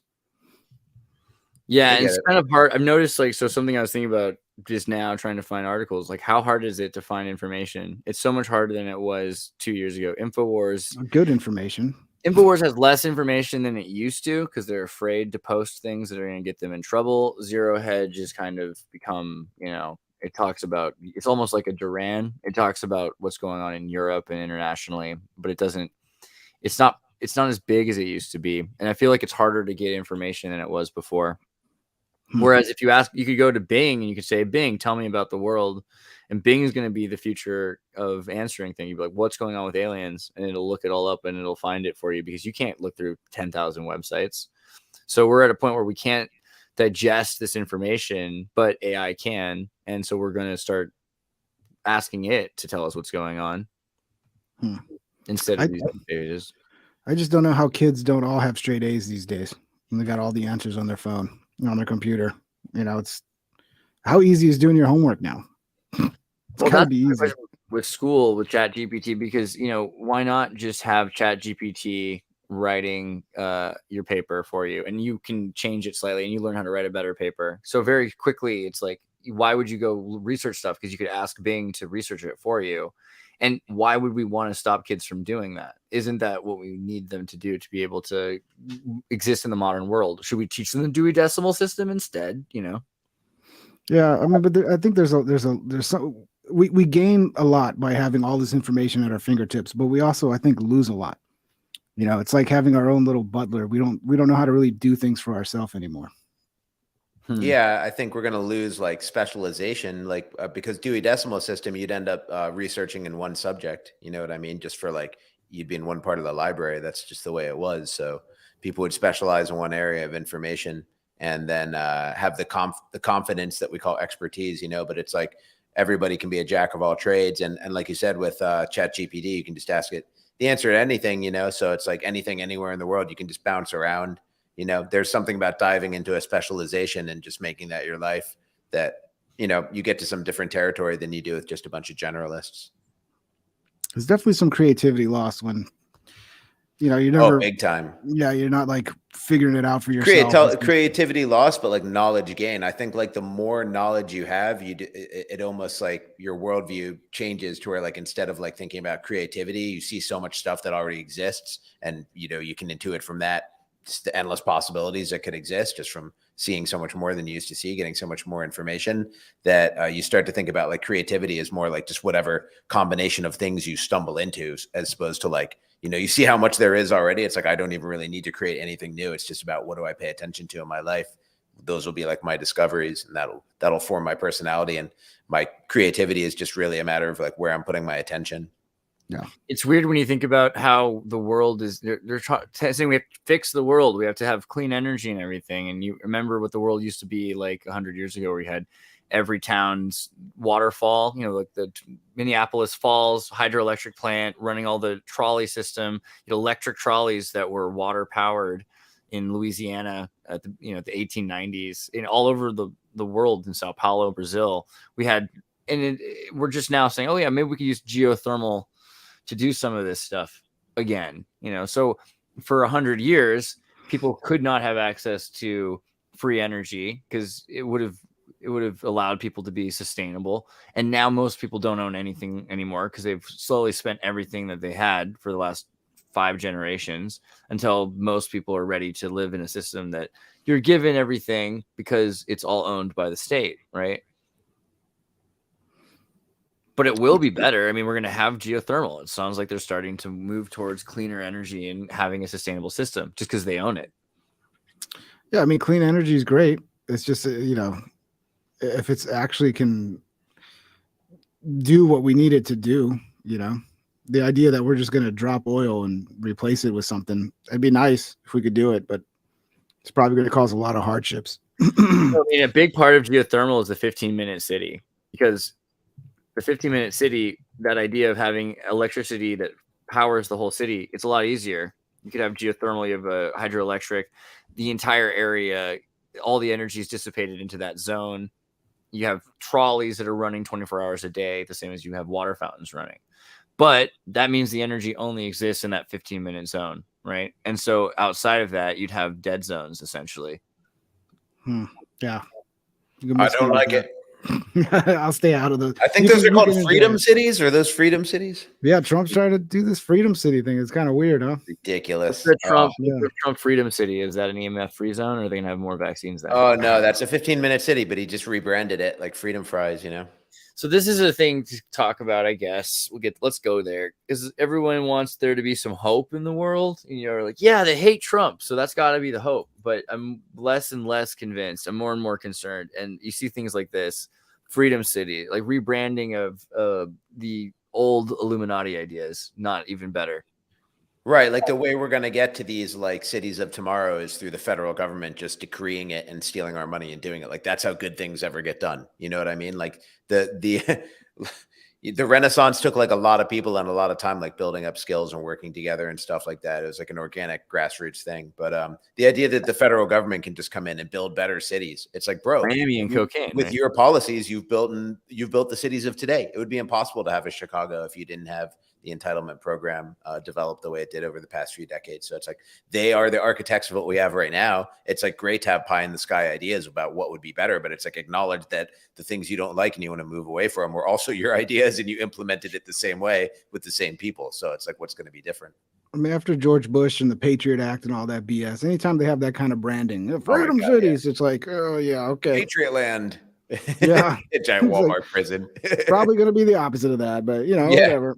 I'll still vote for Trump over Biden. Just stay away from the Freedom City dumb stuff. I can't vote for Trump or Biden. I'll vote for whoever, man. I'd vote for a cockroach over Biden at this point. We'd be better off as a cockroach for president. I think we would. What's the way? How does the voting affect who becomes president, Mark? I don't know, man. You tell me. I really think if there is such thing as harvesting loosh, like voting is like the just to sign your name onto another guy, and you're like, hope he doesn't murder a million children in the Middle East or anything because I signed my name to that. Well, I do believe a lot of people say, oh, the lesser evil. I believe in the lesser evil. I believe you go with the lesser evil. Like, it's okay. You can murder 100 people or murder 10 people. I'll go with 10 people. They're both evil, but 10 people's less. So, I feel like the lesser evil gets away with it longer. It's like a parasite that can get away with it longer, right? No, it's a calculation. How many? If you calculate it by a simple math of how many people die, then it's a pretty easy calculation to go, okay, 10 people versus 100 people. Like a lot of people don't. We see what happens as soon, like Trump wasn't perfect, but we've seen the wars that have with the bullshit that's happened since we got rid of Trump. And it, to me, I'll go back to Trump over what we got. Which year though? 2019 or 2020? Yeah, 2020 was terrible. I mean, hopefully he learned. Okay, that was worse than all the Biden years. Robert F. Kennedy Jr. and 2023 were both better than 2020. 2021 was rough. Yeah, well, I mean, not if we end up with World War III. That's true. Yeah. I mean, we're back in the warmongering now. Terrible. Yeah. You know. Man, yeah, it's just that you know, I really do feel like it's all coordinated, and Trump is working in concert with all these people. So if you do believe that there's two different evils with different gradients, then I think that's the right thing to do. Is go that's for the the lesser thing. two evils. I literally think they're the same people and hang out together, and you know, it's getting hard to. I mean, like, although even Putin. Sorry to interrupt. Even Putin, when he was 10 years old, we were talking about Putin before. When he was 10 years old, he was on Russian TV meeting Ronald Reagan. So it's like, you know. You go back to like the, you know, Hillary Clinton looking for like Nephilim tombs and stuff. Like all these people have like amazing coincidences in their life. You know, it's like, yeah, but why is all the power structure always trying to take Trump out? Then is it all just a elaborate scheme? Absolutely. To make him look? Think what he did before. I mean, he was literally executive producing a show with the guy that went on to become the president of CNN. So the entire CNN Trump war was absolutely a show put on by two guys that used to work together and made millions of dollars. Yeah. You know, off The Apprentice. I mean, the biggest problem with Trump was that he fell for the 2020 stuff. So I don't believe he fell for it, because there's too many characterizations of Trump where he's like a genius or he's like a fool. But people always like do a grab bag where like on some issues he's a genius, then he's like can be totally blindsided by like a Michael Bolton or like a Lindsey Graham. Then he's like the only person in the world that like can't foresee any problems with mRNA. You know, roll out of that so quickly and stuff like that, even though he previously, a couple of years before, gave speeches saying that he thinks that the V causes a yeah. I don't know how to say it. I don't really think he's a genius, but I think he's less corrupt than the neo-libs and neocons. Or maybe like he's more corrupt in a better way, because you know, warring mafias is another theory that like and what lends a lot of credence to this is that there might be multiple, you know, elite mafias, and he's just in a different one than the DNC people and the Uniparty people, but he's still in some kind of Masonic Scottish rite, you know, because like when Mike Pompeo, this was in March or April of 2020. Mike Pompeo was at one of the daily COVID meetings, you know what I mean, that they were televising. And Pompeo said, we're in the middle of a live drill exercise right now. He said that on TV. And then Trump goes, you should have told us. And it's like, so these guys don't work together. You know what I mean? Like Mike Pompeo just dropped a bombshell on Trump, and he had this emotional response where he's like, you should have told us. So it's like, who's us? And how is Mike Pompeo not part of it if he works for you? So Mike Pompeo is working for one mafia, and he comes out with this surprise on TV. Right. And Trump's like, your mafia is being very rude to ours. Like, we had a deal. I think that was a big thing Trump did wrong, was he put in a bunch of deep state, bunch of old school government types that they weren't loyal to him. They were loyal to the behind the scenes power. And it's possible that he thought he would have cooperation with them and got blindsided. He thought he was gonna, you know, he was like, I'm gonna drain the swamp. And I think at a certain point he said, well, no, I'll just be president of the swamp and I'll control the swamp. And it was like the worst move ever. Like, because all he did was put a bunch of swamp creatures in his cabinet, who the whole time they were working for him, they weren't. Yeah, the first 3 years of his presidency were good despite terrible leadership. Like, his leadership was terrible if you really go back and analyze it, but we had a good economy, but that can be orchestrated just as we're seeing the orchestrated collapse of our economy. I mean, I wouldn't say he was perfect, but yeah, I mean, economy is part of the leadership. And yeah, that's one thing that right now I'd sure like to have the Trump economy back. But he did print $6 trillion, you know what I mean? So that's the spark, the root cause for the hyperinflation, at least that aspect of it. Energy he had on lockdown. That's true. Yeah. Well, you know, I just want to read the super chat real quick. New Anomaly says, I don't believe we've had an actual U.S. elected president since at least Reagan. Bush getting put in by the CIA in '89. They choose our leaders. Well, Bush being put in, you know, I would say you could go back further. It's probably, I mean, the Kennedy election might have been considered a real election in the sense that it was rigged. There's a perfect case of warring mafias, Camelot, you know, versus the NWO. I think Trump is part of just a different mafia, and he thought they had like collaboration, and they backstabbed him. No, I think Trump was truly an outsider who they laughed at, and they gave him all this press because they thought there's no way he was going to win. So he was the right candidate to prop up against Hillary Clinton to make sure Hillary Clinton won. I think he was an outsider to their cause, but he can't be an absolute outsider. Even you know, you can't call him an outsider. He's like a billionaire TV star, Manhattan. Yeah, but he wasn't part of the political. He's got a network, you know. He's networked in with somebody. Yeah, but he was an outsider. Like, he wasn't a lifetime. Ron Paul is an outsider. He was like a doctor, you know, in Podunk. You know what I mean? Like, yeah, I don't think you can call Trump an outsider. I think you can call him an outsider, in my opinion. To their clique, yeah, but he has Yeah. he is in some kind of.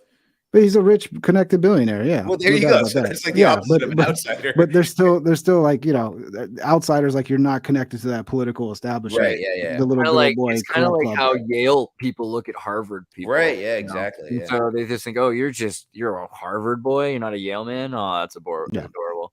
What the hell did Trump mean when he told Tom Pompeo, "You should have told us"?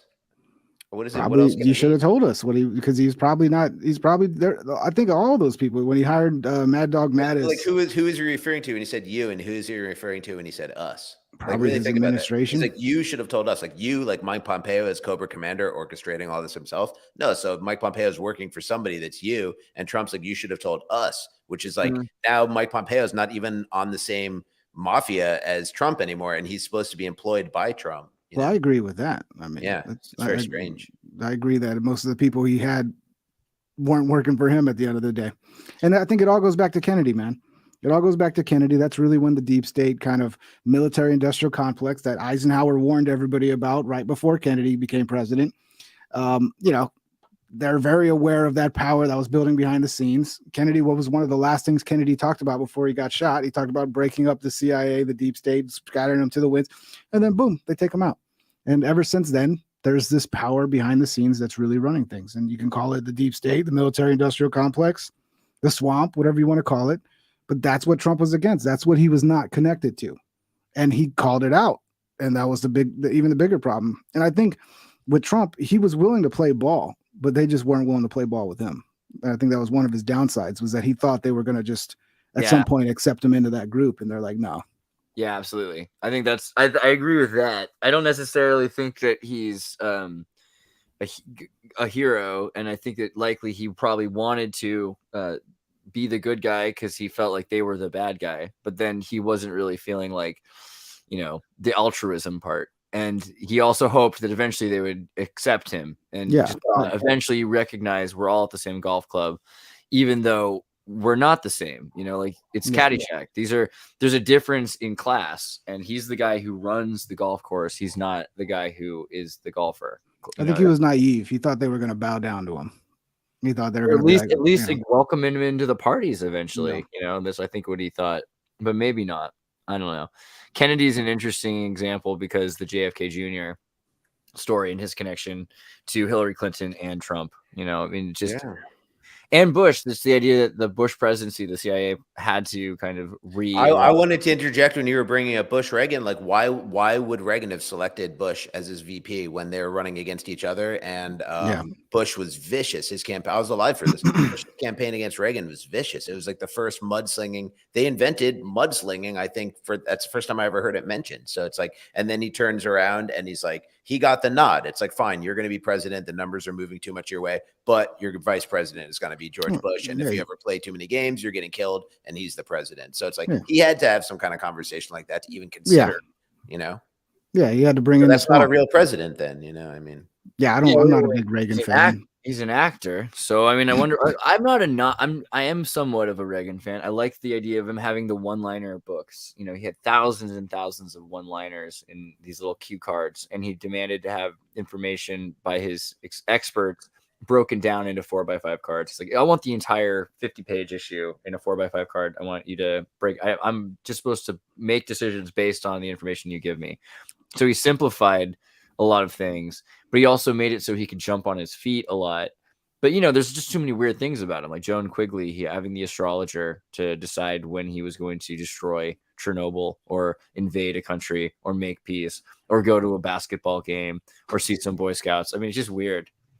We're almost at 100, guys. I just want to let you know I lied. Andreas is not going to take his shirt off, so just I will show you my shirt. Just relax, you horn dogs. It's not a Wednesday Ultra shirt, but it'll do, right? You know? That's dude. Hell yeah, Teenage Mutant Ninja Turtles, right? dude. Yeah, we're doing okay. What's the conspiracy behind the Ninja Turtles? Oh, you know that it's the Dimension X thing.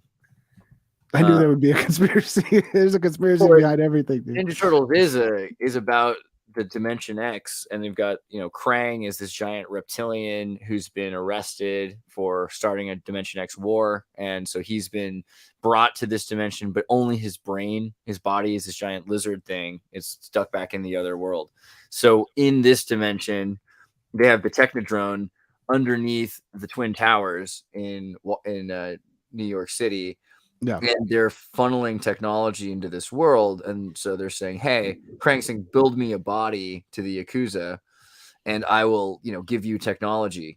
I'll give you all the stuff you need to make money and be powerful in this world. So, but then Shredder's stopping him from doing that, slowly taking his tech, not actually letting Krang have his body until eventually Krang says, that's it. No more tech until you build my body. And then he builds that giant Krang homunculus. Wow. Yeah, I thought they just stumbled into some sewage. That's also true. I'm confused. That's their origin story. Everything's so deep, man. Right. No, the Ninja Turtles also there's the ooze that's being experimented on by the Montauk or whatever, right? It's like click on that good looking action figure on the second from the left underneath the picture. There's a good looking action figure. Oh, look at that. Wow, that's beautiful. Oh, that's pretty dope. Nerds. That's so cool. But yeah, I mean, the idea is also the Montauk and the Philadelphia experiments, right? So the Ninja Turtles, they're in the runoff from whatever the military is doing with Dimension X. And they changed it in the movie to be about a corporation or something spilled this stuff that they're working on. They kind of got rid of the Dimension X aspect in the movie. But in the comics, it's a major aspect is Dimension X. And in the cartoon, right? Because they like date girls from Dimension X, a hot rodding teenager girl. That is the prettiest Krang I've ever seen. I can't believe it. See, this is the kind of information you only get on this show, guys. This is legit. Yeah, it's all comes from the eternal spring of all the information in the world that we have the access to receive, and part and parcel with that is lizard brains from Dimension X. I never knew Krang was from a lizard. I thought his species just was brains, because there's a face on his brain that was wasted inside of the reptilian head. No one could ever see the pretty face on the brain. Yeah, what's the deal? Is he Krang? Lizard. He can move around too. He has arms. Like, what the hell does he use those for inside some lizard's head? I didn't know I was going to open up such a rabbit hole with with that comment. Jesus Christ. Well, it's interesting though to me also the Technodrome under the World Trade Center, because the World Trade Center is this important point in history. It's also near the wall from the Wall Street that used to be a part of the Star Fort. So the idea of this kind of history, future, past, maybe Dimension X is us in the future or something like that, and the technology is going back. So this is kind of like Terminator.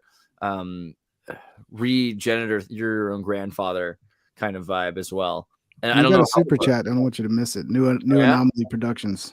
Oh, I love you guys. I love you too. New Anomaly Productions, Presidents, Ninja Turtles, Other Dimensions. You get this rarely anywhere else. Yeah. I'd have a Ninja Turtle president. I'd vote for the Green Party. Oh, that's not bad. I mean, but yeah, that's the major reason why he's like, build me a body.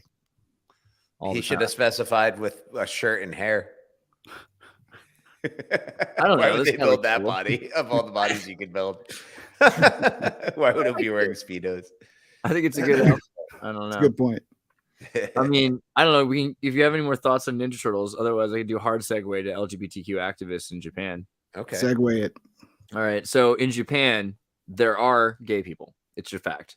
The LGBT activists and rights group have launched a civil engagement group to make policy proposals ahead of the Group of Seven Summit in Japan, and announced plans to hold an inaugural Pride 7 Summit in Tokyo later this month, seeking to accelerate their efforts to get the Japanese government to adopt an anti-discrimination law. You see, Japan is the only member of the Group 7 advanced industrial nation that lacks a law to protect the rights of LGBTQ people. What do you think? I mean, is Japan 0.8% replacement rate? You need 2.5 to keep your people alive, and they've got. Well, let's volunteer to go help them out, VB. He's head over there. I'm down, man. I'm down for that. If they need straight men in Japan, in the game, coach. Hit me up. Yeah, because that's not going to move them in a positive direction, because they have no immigrant. It's going to be like an actual ghost country. I mean, if they're not reproducing and they allow no immigration, I can knock out quite a few in one day, dude. It'll be interesting to see what's happening, because like that. Actually, Japan is a good laboratory to just look at the experiment. They've got no immigration, and I think the problem is they're very they don't want to like breed outside of their own people too, right? That's kind of part of the problem. They're bringing a lot of Koreans, and it's kind of upsetting them that they're losing themselves to Korea. Yeah. But also right now, if you want to go to Japan, is the time, because finance is so bad in Japan that Let's go. It's half the value. The yen is half the value it was a year or two ago. Their government is much more restrictive than ours right now, at least. So don't they have a bunch of masks on trains? Yeah, but not outside. But that was before COVID. They've been doing that forever, right? That's kind of their part of their stuff. It's like very difficult to get a car if you live in a city and stuff like that. You have to get like way more, like you have to go through way more regulation to do anything, and everything's Why would tiny. you want a car in Kyoto? You know what I mean? Like it doesn't really make a lot of sense to have a car in some of these parts of Japan. You mainly would want to like rent a van to drive across Japan or something. But even then, you can take trains. It's not in Kyoto. It's in Tokyo where it's almost impossible to drive. So that's like the original 15-minute city idea. Yeah, too. Yeah. Walking city. Tokyo. I mean, plenty of people drive in Japan. It's just that Tokyo really is like, they're pretty short too, right? So like, I'd be pretty tall over there. See, that I would love because I'm only 5'9", and I've only lived in New York and California, where the average height of males is like way above the national average. So it's like the bar I might go to tonight to see my friends play is like literally the average height of a guy in there is like 6'3", and there's like there's guys in there that are like 6'8" and 6'10". I'm like, where are these guys coming from, bro? I can't even see the man. Yeah, that in like South America, man. All of a sudden, you're like a giant at 5'9".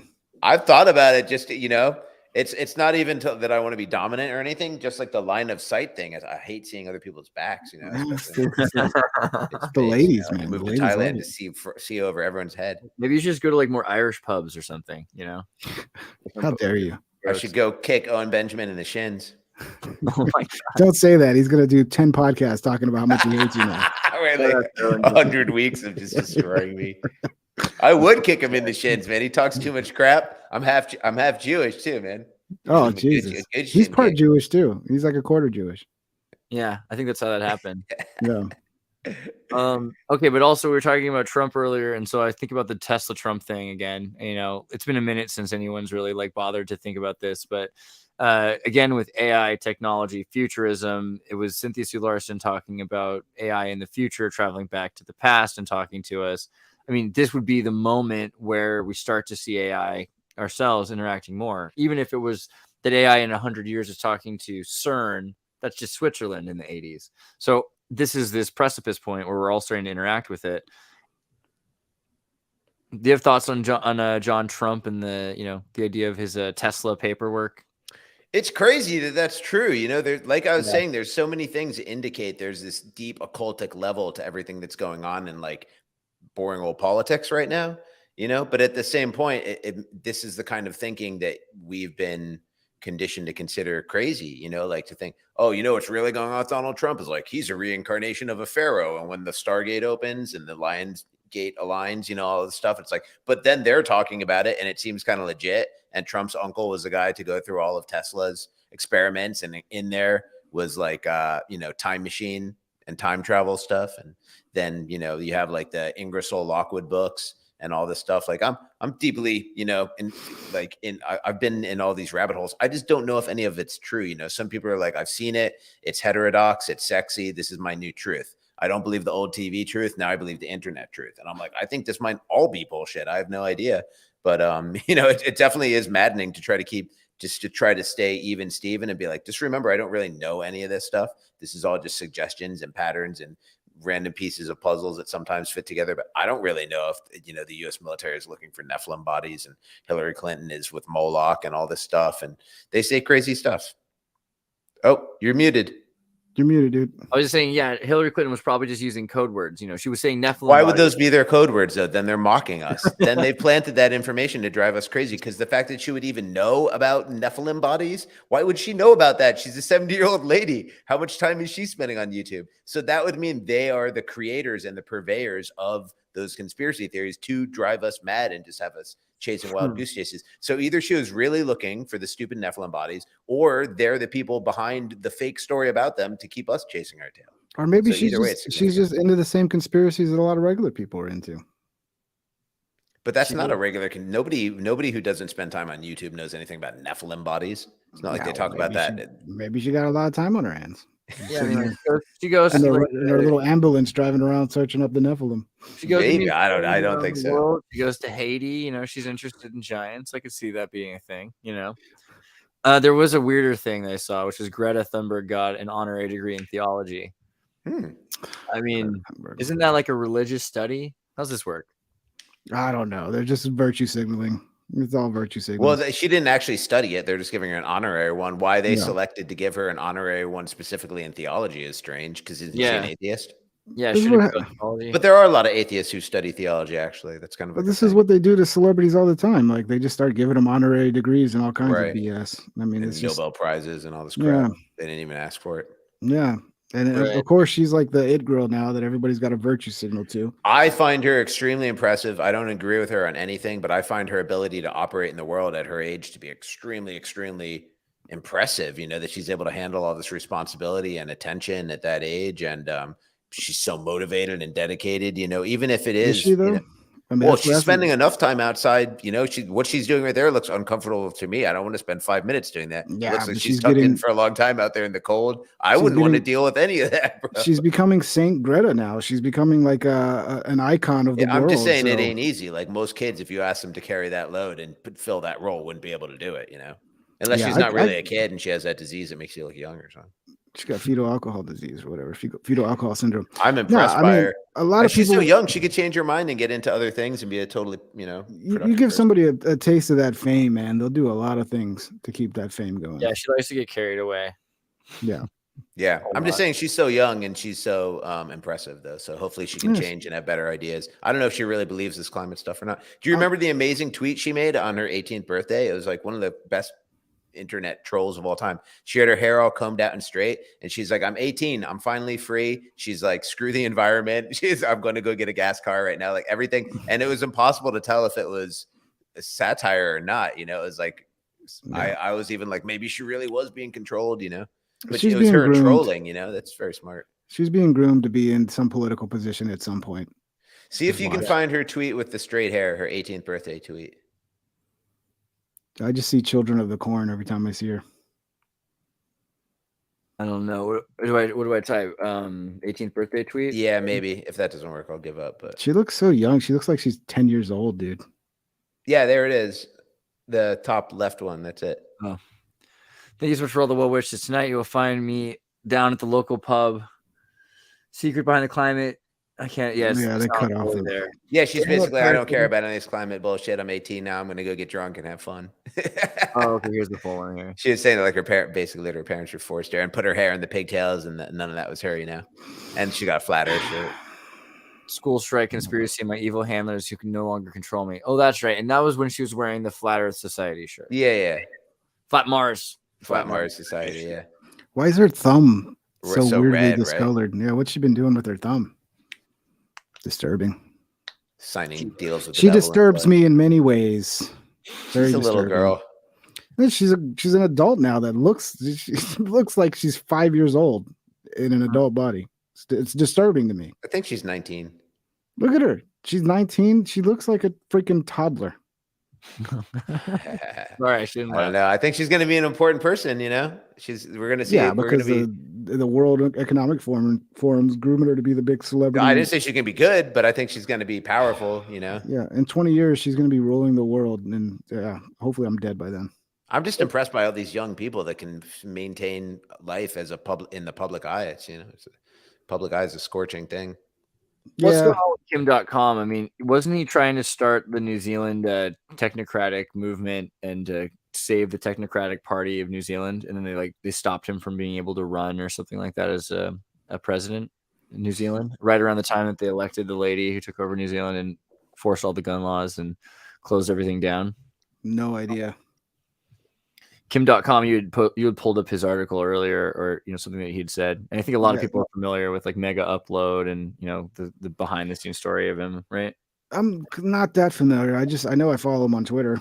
But Yeah, no, really, he's an interesting guy. I think Vice Yeah. did a thing about him. Basically, he built a system that allowed you to have files sharing, and then they sued the hell out of him and tried to arrest him and swatted him all over the world with his wife and kids while Google, had Google Drive and YouTube and all of these things that people were using to, use the exact same thing, file sharing. But they were saying, oh, well, mega upload could be used for nefarious purposes of sharing copyrighted. Get some feds files in there, make sure it runs smooth. But it's it's international. He's a guy from Germany, or I forget if he's from Germany. I mean, if I knew he looked like that, I would have never followed him. So he's got cool sunglasses in his avatar. No, dude, Big Kim, man, and he's real like talk though, real talk. It's like he's like an interesting guy. He's like he reminds me of some people I know, super wealthy and lonely, and he'll do like these events at his property in New Zealand. How do you know he's lonely, man? It's like The Great Gatsby, dude. Like you got to watch probably it. Slaying the poontang. Yes, that's true. He is because he's got his wife and he's happy. But he's married. Yeah, he's married. He has kids. This is his house. Let's see his wife. Okay. Now this is getting darker. This is good. I'm just curious. Dude, he's super well. Oh, I told you he was slaying the poontang. Jesus, dude. You're right. You're right. Jesus, Kim.com. I got a whole new respect for you, brother. All right. You got someone doing. You got a Maury guy doing the horn conch shell to open his the shell, and then all these people from around the community, so he could have I mean, this is crazy what he does. At his house all the time. But he's like, I'm going to put my own media together. I'm going to tell people what I think is really going on. He's not super woke or super awake, but he's kind of a German guy who's been attacked by the state so often that he moved to New Zealand. And he said, okay, I'm going to probably put more effort into this economy then. I'll go to New Zealand. I'll invest in it. I'll help with the Technocratic party, and we'll get involved with the hacker party or something like that. And, putting money in, it scared the New Zealanders. Like, who's this guy? I mean, some locals liked him, but the elite, like, who's this guy who's coming in and he's trying to take over New Zealand? So they swatted him, helicopters at his house, trying to shut him down, closed his bank accounts for a while. I think it worked out to some extent, but he's still, he couldn't run for office. And so that McAfee. Yeah, it was, exactly. Kind of a McAfee situation. And so he's been also putting so much effort into what was it like putting out data. He's trying to disclose as much information now. I think he's got like a sour feeling about the world, about the elite, and so he's trying to expose as much as possible for the first time. Is he Trump positive? I don't think he is. I don't know. I don't think he is. I think he's more. Is that a new saying? Trump positive? I just made it up. Like he sex wants positive. He wants to be, he wants a Technocratic party to emerge. God, I forgot how old. Oh, who's that nerd with the big? Oh, look at that! I remember why he reminded me of some people. That's right. Yeah, I think he did like kind of. I remember he was talking a lot about Assange and all that. The WikiLeaks and all that stuff. Exactly. So that's when I started following him. I think. Yeah, he's trying to stand up for hackers and everything to that extent. I think he's an important character, but also just it's terrible what happened in New Zealand after he tried to go in and try to help New Zealand, right? Like, what's the name of the president lady of New Zealand? Yeah, the power structures, they ain't gonna let you just come in and mess their whole little scheme up, man. Right. Yeah, so this is what emerged because of Kim.com. So in a way, you punch them, they punch back, it seems like. Yeah. They got their little mafia running things. They're not going to just give that up. Yeah, you can't just start building up your little fiefdom like a John McAfee and or like a Kim.com and you're or just Andrew like, Tate. Hey, here's how I want to spend my money in legal ways. I'm going to build up this little, and they're like, no, you can't. That could be dangerous. Now we're going to kill you.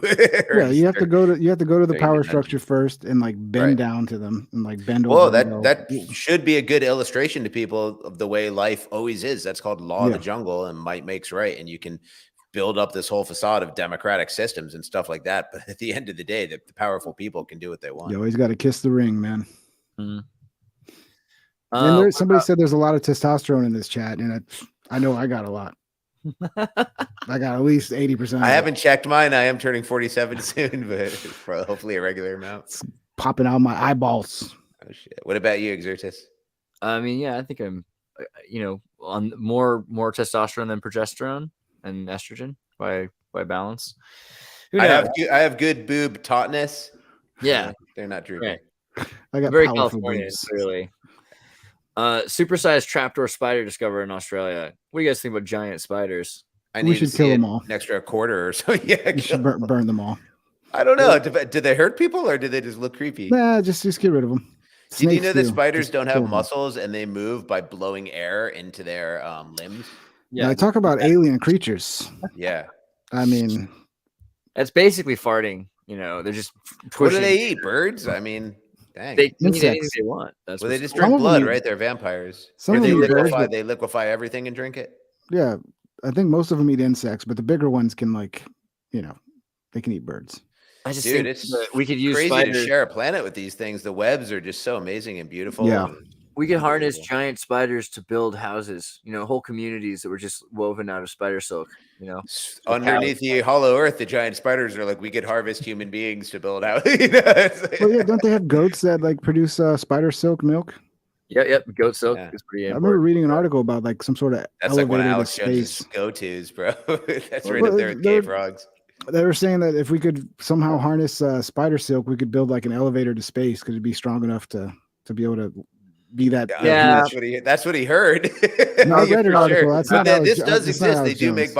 body armor out of it. Well, chimeras are totally real. You know, I mean, and cloning is real. Remember when they came out with like cloning in like the 90s? They're like, hey guys, cloning, are you guys interested? And everyone's like, moral panic. And they're like, all right, cloning's illegal worldwide. And then they just do it without showing us. Yeah. And we don't get to participate and see the scientific advancements. They just do it in secret now, you know? It's So they're rolling that out with AI now. They're like, AI, are you guys good with that? And everyone's like, oh, the Terminator. They're like, all right, we'll do it without you. You know, so they're doing all these advancements without us because like we just panic as soon as we hear it. It sounds like a movie plot. You're familiar with that story, Mark? The Clonade. So the first human cloning officially or openly to the public in 1997, they cloned Eve. And this was interestingly also tied to Epstein because the Raelianist cult founder and chief executive Brigitte Bossier, they had been finances in Clonade from Epstein because he was interested in cloning. So Well, I know cloning goes back. rich people are like cloning their rich people are like cloning their dogs and stuff. Yeah. Which Right. to me seems like I'd love to clone my dog because like You want like you a end up dozen. with you end up with the perfect dog. You're like, oh, I can just keep cloning this guy over and over. It's You got know? to be Edgar Allan Poe, bro, because it's not going to have the same memories and you're going to have a different core memory with it. And it's going to hate you or something. Yeah, And that's pervert the awesome. entire. No, he would never. Yeah, hate dude, that's me. Edgar Allan Poe territory. You can I think never, it would you just can be never like a do new that. dog. I'd have to train him, and and eventually he would be similar if I trained him the same way. But that's what's not fair about cloning is if you're gonna have cloning technology, let everybody have access to it. I need like 5 of me. That'd be like really great. Like multiplicity, like the 8th one would be really stupid, but I could still give him like the menial tasks. Yeah. But yeah, In that'd be the spring great. of 2001, the Food and Drug Administration of Office of Criminal Investigations inspected Clonade's lab in the small city of Nitro in West Virginia. It was located inside a rented room within a former high school. Staff scientists reviewed the lab's research documents and found them inadequate. The work of a graduate student extracting ovum from a cow ovaries from a slaughterhouse. The FDA said that the equipment in the lab was state of the art and had been bought by Mark Hunt, a former West Virginian state legislator who wanted to clone his 10-month-old son. Oh, Andrew, who had died in 1999 due to congenital heart disease. Following the investigation of the West Virginia lab, Mark Hunt made an agreement with the FDA OCI to not clone his dead why son not? Let him clone his dead son. within the United States. Just let him do it.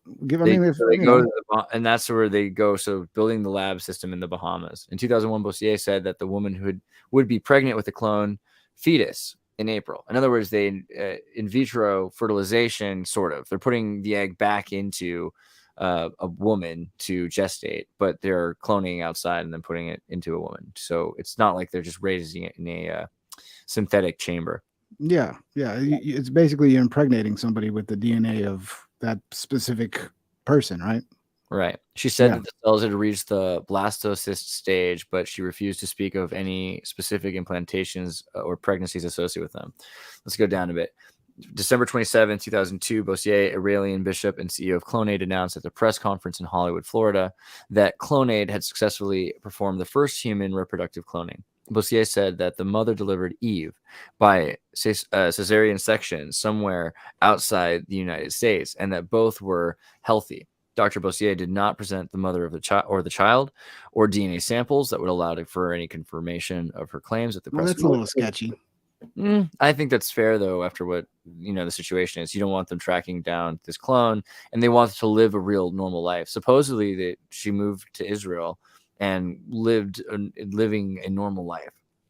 Yeah, but aren't they cloning like cattle and stuff? So like if they can clone all these other animals, they can obviously clone us. Absolutely, yeah. They never legalized cloning cattle in the United States, by the way. That's still totally illegal. Is it? Really? Yeah. Okay. We had this whole kerfuffle in the 90s, and it came down on massive, dissent about it. And, usually they just change the name of it. It's like, it's not cloning, it's artificial, blah, blah, blah. Yeah, I thought they're injecting the cow with, or the horses too. It's pretty popular to clone, use horse cloning. I don't remember them ever legalizing cloning. I mean, maybe they just did it and never mentioned it in any news source. But, I definitely remember it being illegal everywhere in the world. And they were accusing of China doing it, even though it was international agreement to not clone for the entire world. Well, I think it is. But yes, food from cattle, swine, and goat cloned is safe to eat, and food from any other cattle, swine, or goat. But it's important to remember the primary purpose of cloning is breeding, not eating, right? So they use it for breeding. And then the thing is, the next generation then, will be, you could have two clones have a child, right? And so then that's not a clone, and so you can get away with that. Okay, someone in the chat says that it's not illegal in Brazil and the other countries we're getting this meat from. So I don't think I've ever eaten cloned cattle because I spend a lot of money on like local organic beef and stuff. So hopefully it ain't cloned. But yeah, if you're eating those cafeteria burgers, those White Castle burgers, you know what I mean? First of all, that's like thousands of cows ground up into like one big heap, and just with all their different bacteria and body cultures and stuff. That's crazy, man. It's crazy. It's better to eat steak. It's better to eat a cheap steak because at least it's one piece of meat. What do you guys think about fake food? Have you ever seen videos from China where people have like a cabbage in the sink and they're like peeling it apart into like plastic bits and stuff and like different Oh god, counterfeit food bothers me. Yeah, in China there's a lot of problems with counterfeit food. Like, wouldn't you know as soon as you tasted it, like if it's China actually for a long time had free market enterprise. I guess that's kind of like when you go to Subway, though. You're like, this has all these fresh ingredients in it, but doesn't taste fresh or like real food. You used to be able must be real tomato. In like 99 to 2002, you could just stand if you want to be a gas station, you could stand on the street corner with a pail of gasoline in Shanghai, and you could be a gas station. They did not care. If you wanted to be a restaurant, you could just say, I'm a restaurant. You could identify as a restaurant. That's how free things were in China at the time. Yeah, you got to be careful because I heard they'll take they make their own alcohol. So like they'll make some weird freaking alcohol out of all these like dangerous ingredients, but then they'll put it in like a Budweiser bottle and sell it to people. Because they like the way the bottle looks. And that's totally fine because it's like a cultural aesthetic joke or something. It's a cultural difference. Well, but the thing is, what eventually happened was baby formula crisis in China. I think it was 2008 that there was a crisis of counterfeit baby formula. And they'd already had counterfeit egg crisis and counterfeit rice crisis, all these plastic pellet rice and melting it, steaming it, all this stuff. And so people were like, wow, how cheap it is to buy this fake rice or whatever. And is it true? Are those true stories? Like if you eat a whole bowl of plastic rice, aren't you going to die? Yeah, probably. And you can also tell usually that your eggs. And then what do they make off that? So they make like 99 cents and kill you, committed murder. Like, is this real? Like the fake? Yeah, the counterfeit food in China was a pretty big deal, but it's gotten to be a lot. They'll basically, you might as well be a drug dealer now. You ever seen that YouTube channel with the two guys in China that drive around China in bikes? I forget the name of it, but it's like exploring China or something. The one was from like South America and one was from the United States. One of the dudes told a story about how he went out with his girlfriend and he ordered some, I forgot what it was, but it was some American drink. But that's what it is. They like make it in their like little bathtub out of all these bunk ass ingredients, and it nearly killed him because he thought he was, so he got drunk and then almost dead. A little sousance of raccoon dog. Yeah, I mean, who knows what crazy stuff they're using. A pinch of pangolin, a pinch of raccoon dog. But things are changing a lot now because China is looking into because of the counterfeit baby formula thing, they think of it as a social concern. And now they want to investigate all the companies and all the restaurants. The counterfeit BS. Yeah, counterfeiting is a lot harder than it used to be and a lot more dangerous. It's not as worth it as it was when there was less, rules against it. And I think that's the way things work in China is people do what they can do until they realize they're going to get in a lot of trouble for it. It's kind of the way, now in China, theoretically thinking you might be listened to, you're not going to say things on, the WeChat or whatever it is. So they don't even need to worry about it because they arrest a few people. terrify the world, and then that's all they have to do is just kind of make people think, yeah, we're watching you all the time, so they don't actually have to even really watch you all the time. Yeah, you got it. ADV China. That's a great show. Like, they're in America now because it got too dangerous for them to be in China, but they still do a lot of like China centric stuff.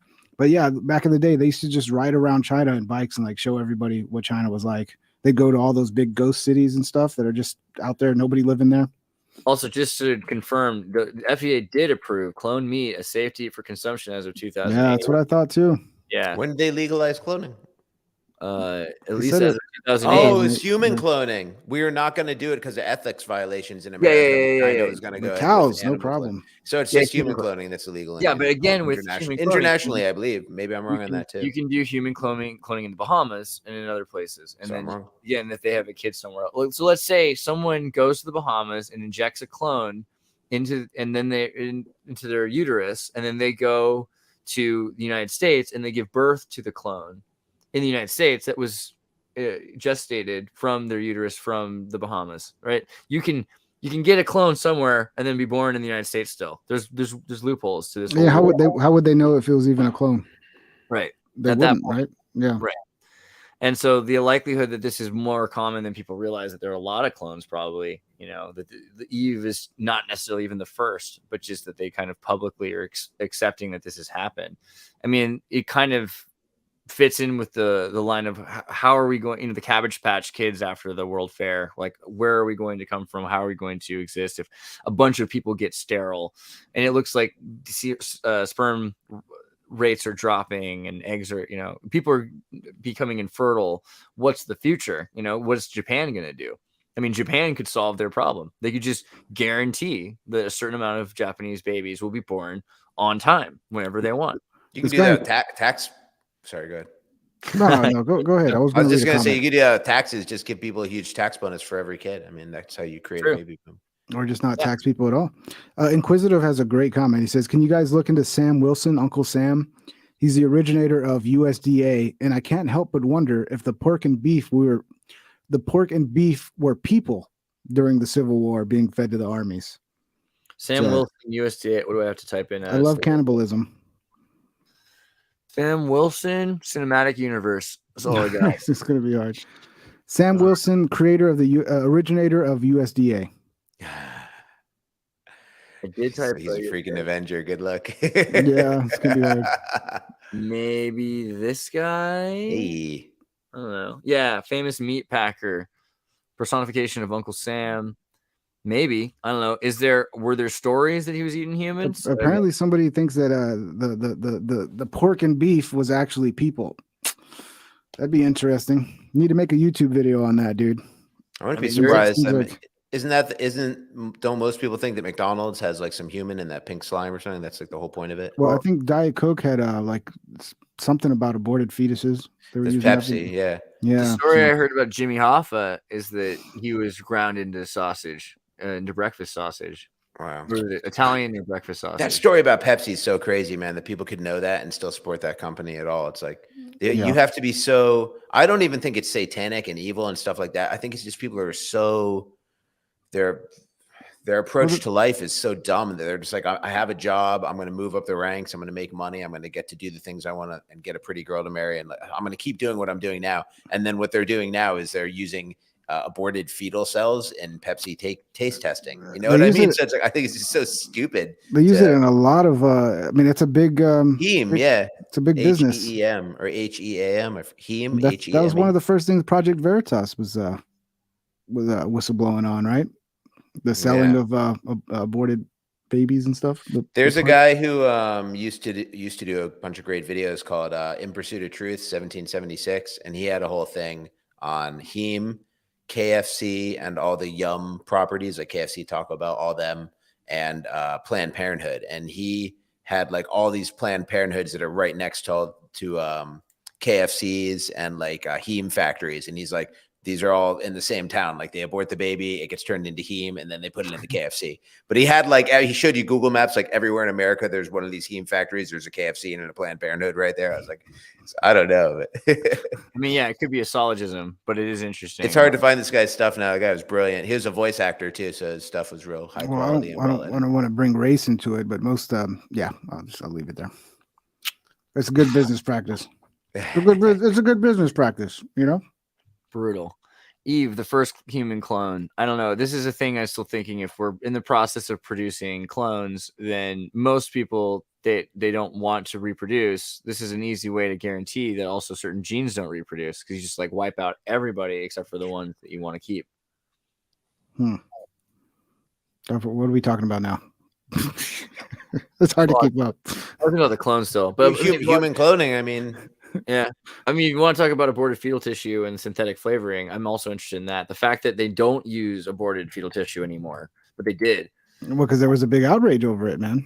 No, I think it's more that they figured out it was a lot cheaper for them to produce synthetic. They're growing something, you know, at this point that is like the synthetic version of it. It's kind of like the beyond aborted fetal tissue. They're using immortal cells for this now too? Immortal fetal. Immortal Pepsi. Yeah.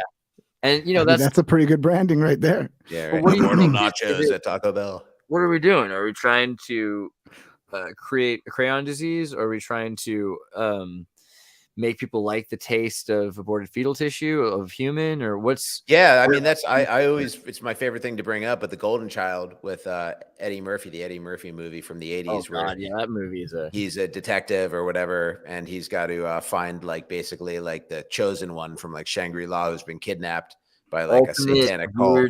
Scientology, but they've got this kid who's like the chosen one, and he has mental powers and stuff. They've got him trapped in a van somewhere in prison. They kidnapped him, and they're starving him. And he's got a secret stash of eucalyptus leaves, and he just eats one leaf a day. And every day they come in with a nice big bowl of porridge and leave it sat there in front of him. And he uses his mental power to flip the porridge away from him. And there's always like disgusting blood comes oozing out from underneath it. So it's like they're trying to trick him into consuming human blood to like weaken his powers. So the theory is that they're trying to make us cannibals, you know, just to give ourselves like Kuru and all kinds of life-shortening diseases just for like population management.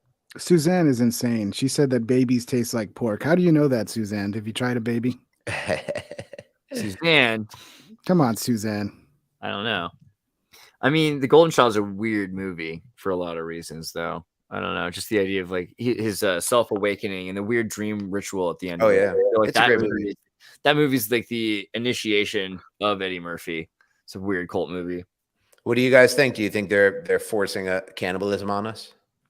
I think the idea of turning us into animals by breaking our brains down this way could happen. I mean, trying to get us to become more animal and less intelligent, or you know, to create a pseudo-human without a soul.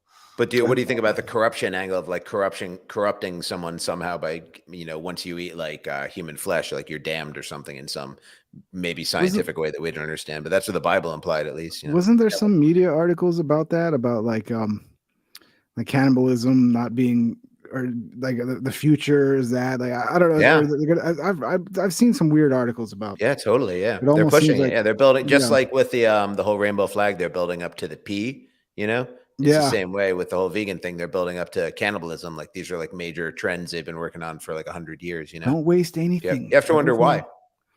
Yeah, I mean, to me, it's like.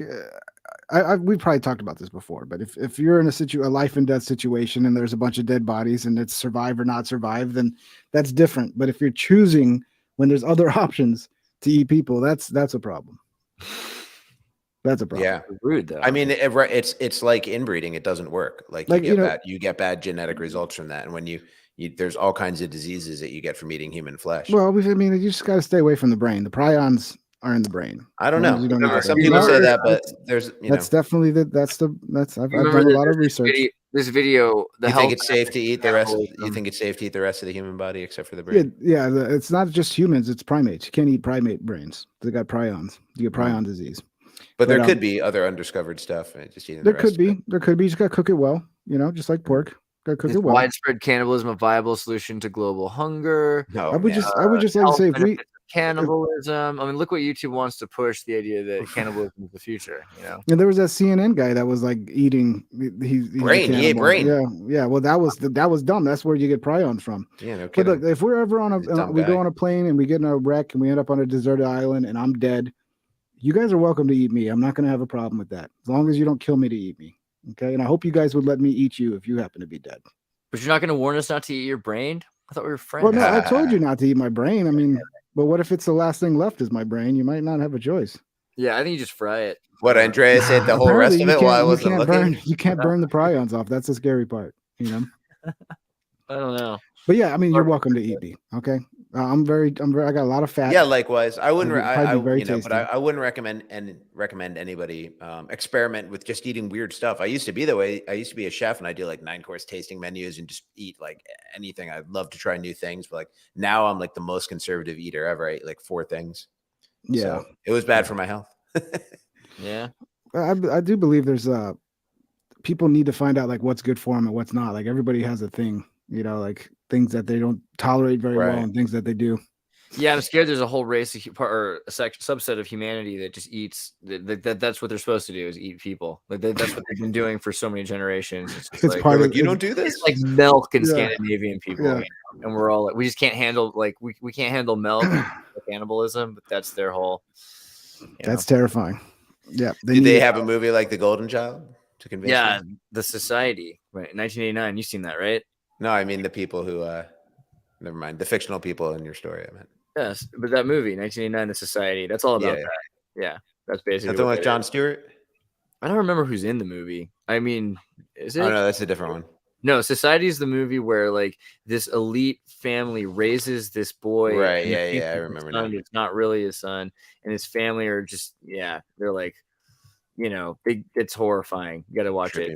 It's all about what the elite. It's like an all-out fan service for what you wonder the elite are doing behind that door. Kind of. Somebody said, "Imagine eating yourself." Now let's be honest, right? I'll be honest. Have you ever eaten some dead skin off your own body? Be honest. That 2-hour mark. Be honest. 2-hour mark. Be honest. I know a lot of people. I know a lot of people have chewed on some. I bite my nails sometimes, but I'll swallow that. You got a little piece of dead skin there. You rip it off. You swallow it. Well, I mean, if you've gone that far, you might as well. Oh, geez. It's good for you. Make sure you guys go to VBDC Linktree. Check out his Watch Love music. The Hybrid Love music video. Ganja, herb, marijuana. There it is. If you want to, we are gonna. We never waited for you to make no law. Blazing since the ages of the outlaw. Jam. Gotta admit, it's pretty basic. It's good, man. Thanks. Yeah, that's pretty good music. So make sure you listen to all the tracks. I mean, it's free, and it actually does good for Seth. The more people that are seeing the videos, doesn't cost you anything to do, and also it shows that people like the videos, and then it gets them out there. So make sure you watch music videos. Thank you. Supporting anywhere you can. I appreciate you guys. And with the super shadow ban that I face on Instagram, which is the only place I'm at, I need all the help I can get. I got a new album coming out this year, and I want people to know about it. Also, you can check out vbdc.store if you want to get the wanted Bill Gates shirt. It details all his crimes and the Geneva Code and everything. Yeah. A bunch of other cool stuff. Lock them up. Which one's the store link here? It should say like shirts and hats or merch or something. Okay. I have to put it back up. VBDC.store is here though. I'll fix it right now. Pretty nice. Some nice merch actually. I still love the Joe Camel. I'm glad it's still there just for a minute. Make sure you get your Joe Camel while you can. Limited time only. Yeah, limited time. I want to get all the political stuff off my page and just have it be like music merch. Yeah. Dude, everybody in the comment sections admitting to eating their own skin at one point. So we got a bunch of cannibals that watch this show. See, when I was a little kid, I'd pick my nose, but I'd wipe it on the wall. No, we're not talking about boogers, dude. We're talking about like fingernails. People chew on the skin. Swallow your fingernails? No, isn't that sharp going down? Dude, people chew. No, yeah, I've accidentally swallowed a fingernail once. That sucks. It was on accident. I swallowed like an eyelash before and almost choked. No, get a manicure set for $6 from Amazon. I don't know. Ping Trip, make sure you go to Ping Trip's channel. It's great. It's amazing. He did a video yesterday with Alex Jones, actually 2 days ago. But it's look at it. I'm gonna watch that tonight.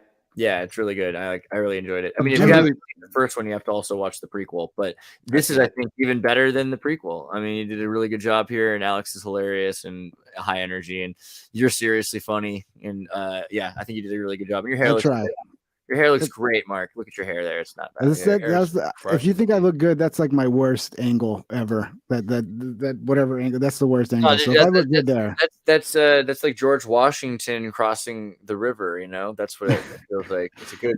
You're moving forward. Oh, but I do miss the hat. Like I was wondering to myself, would I miss the hat? Show off that hair. I know you have great hair, but just looking at like Seth's hat, it reminds me. I've got great hair too, but I don't know.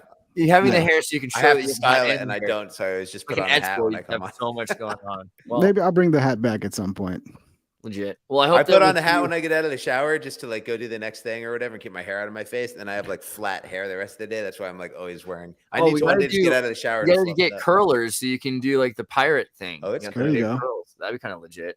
Yeah, it's not curled, but I just mean like big. Oh, like Orphan Annie. Yeah, like Captain Hook, is what I'm thinking of. Oh, okay. But also, I don't know. That'd be dope. Mark, are you doing tomorrow? Is it a live thing tomorrow? I've been doing them earlier though. I mean, if you want to do it with me tomorrow, can you do it a little earlier? What time? Like Maybe. 5? 5 your time? Yeah, it would be 3 your time. I think that might work. We'll see. Hit me up. That might work actually. We'll see what we're gonna. So let's ping trip it up tomorrow. But guys, Sweet. thank you so much for being here. See you next time. Peace out. Peace.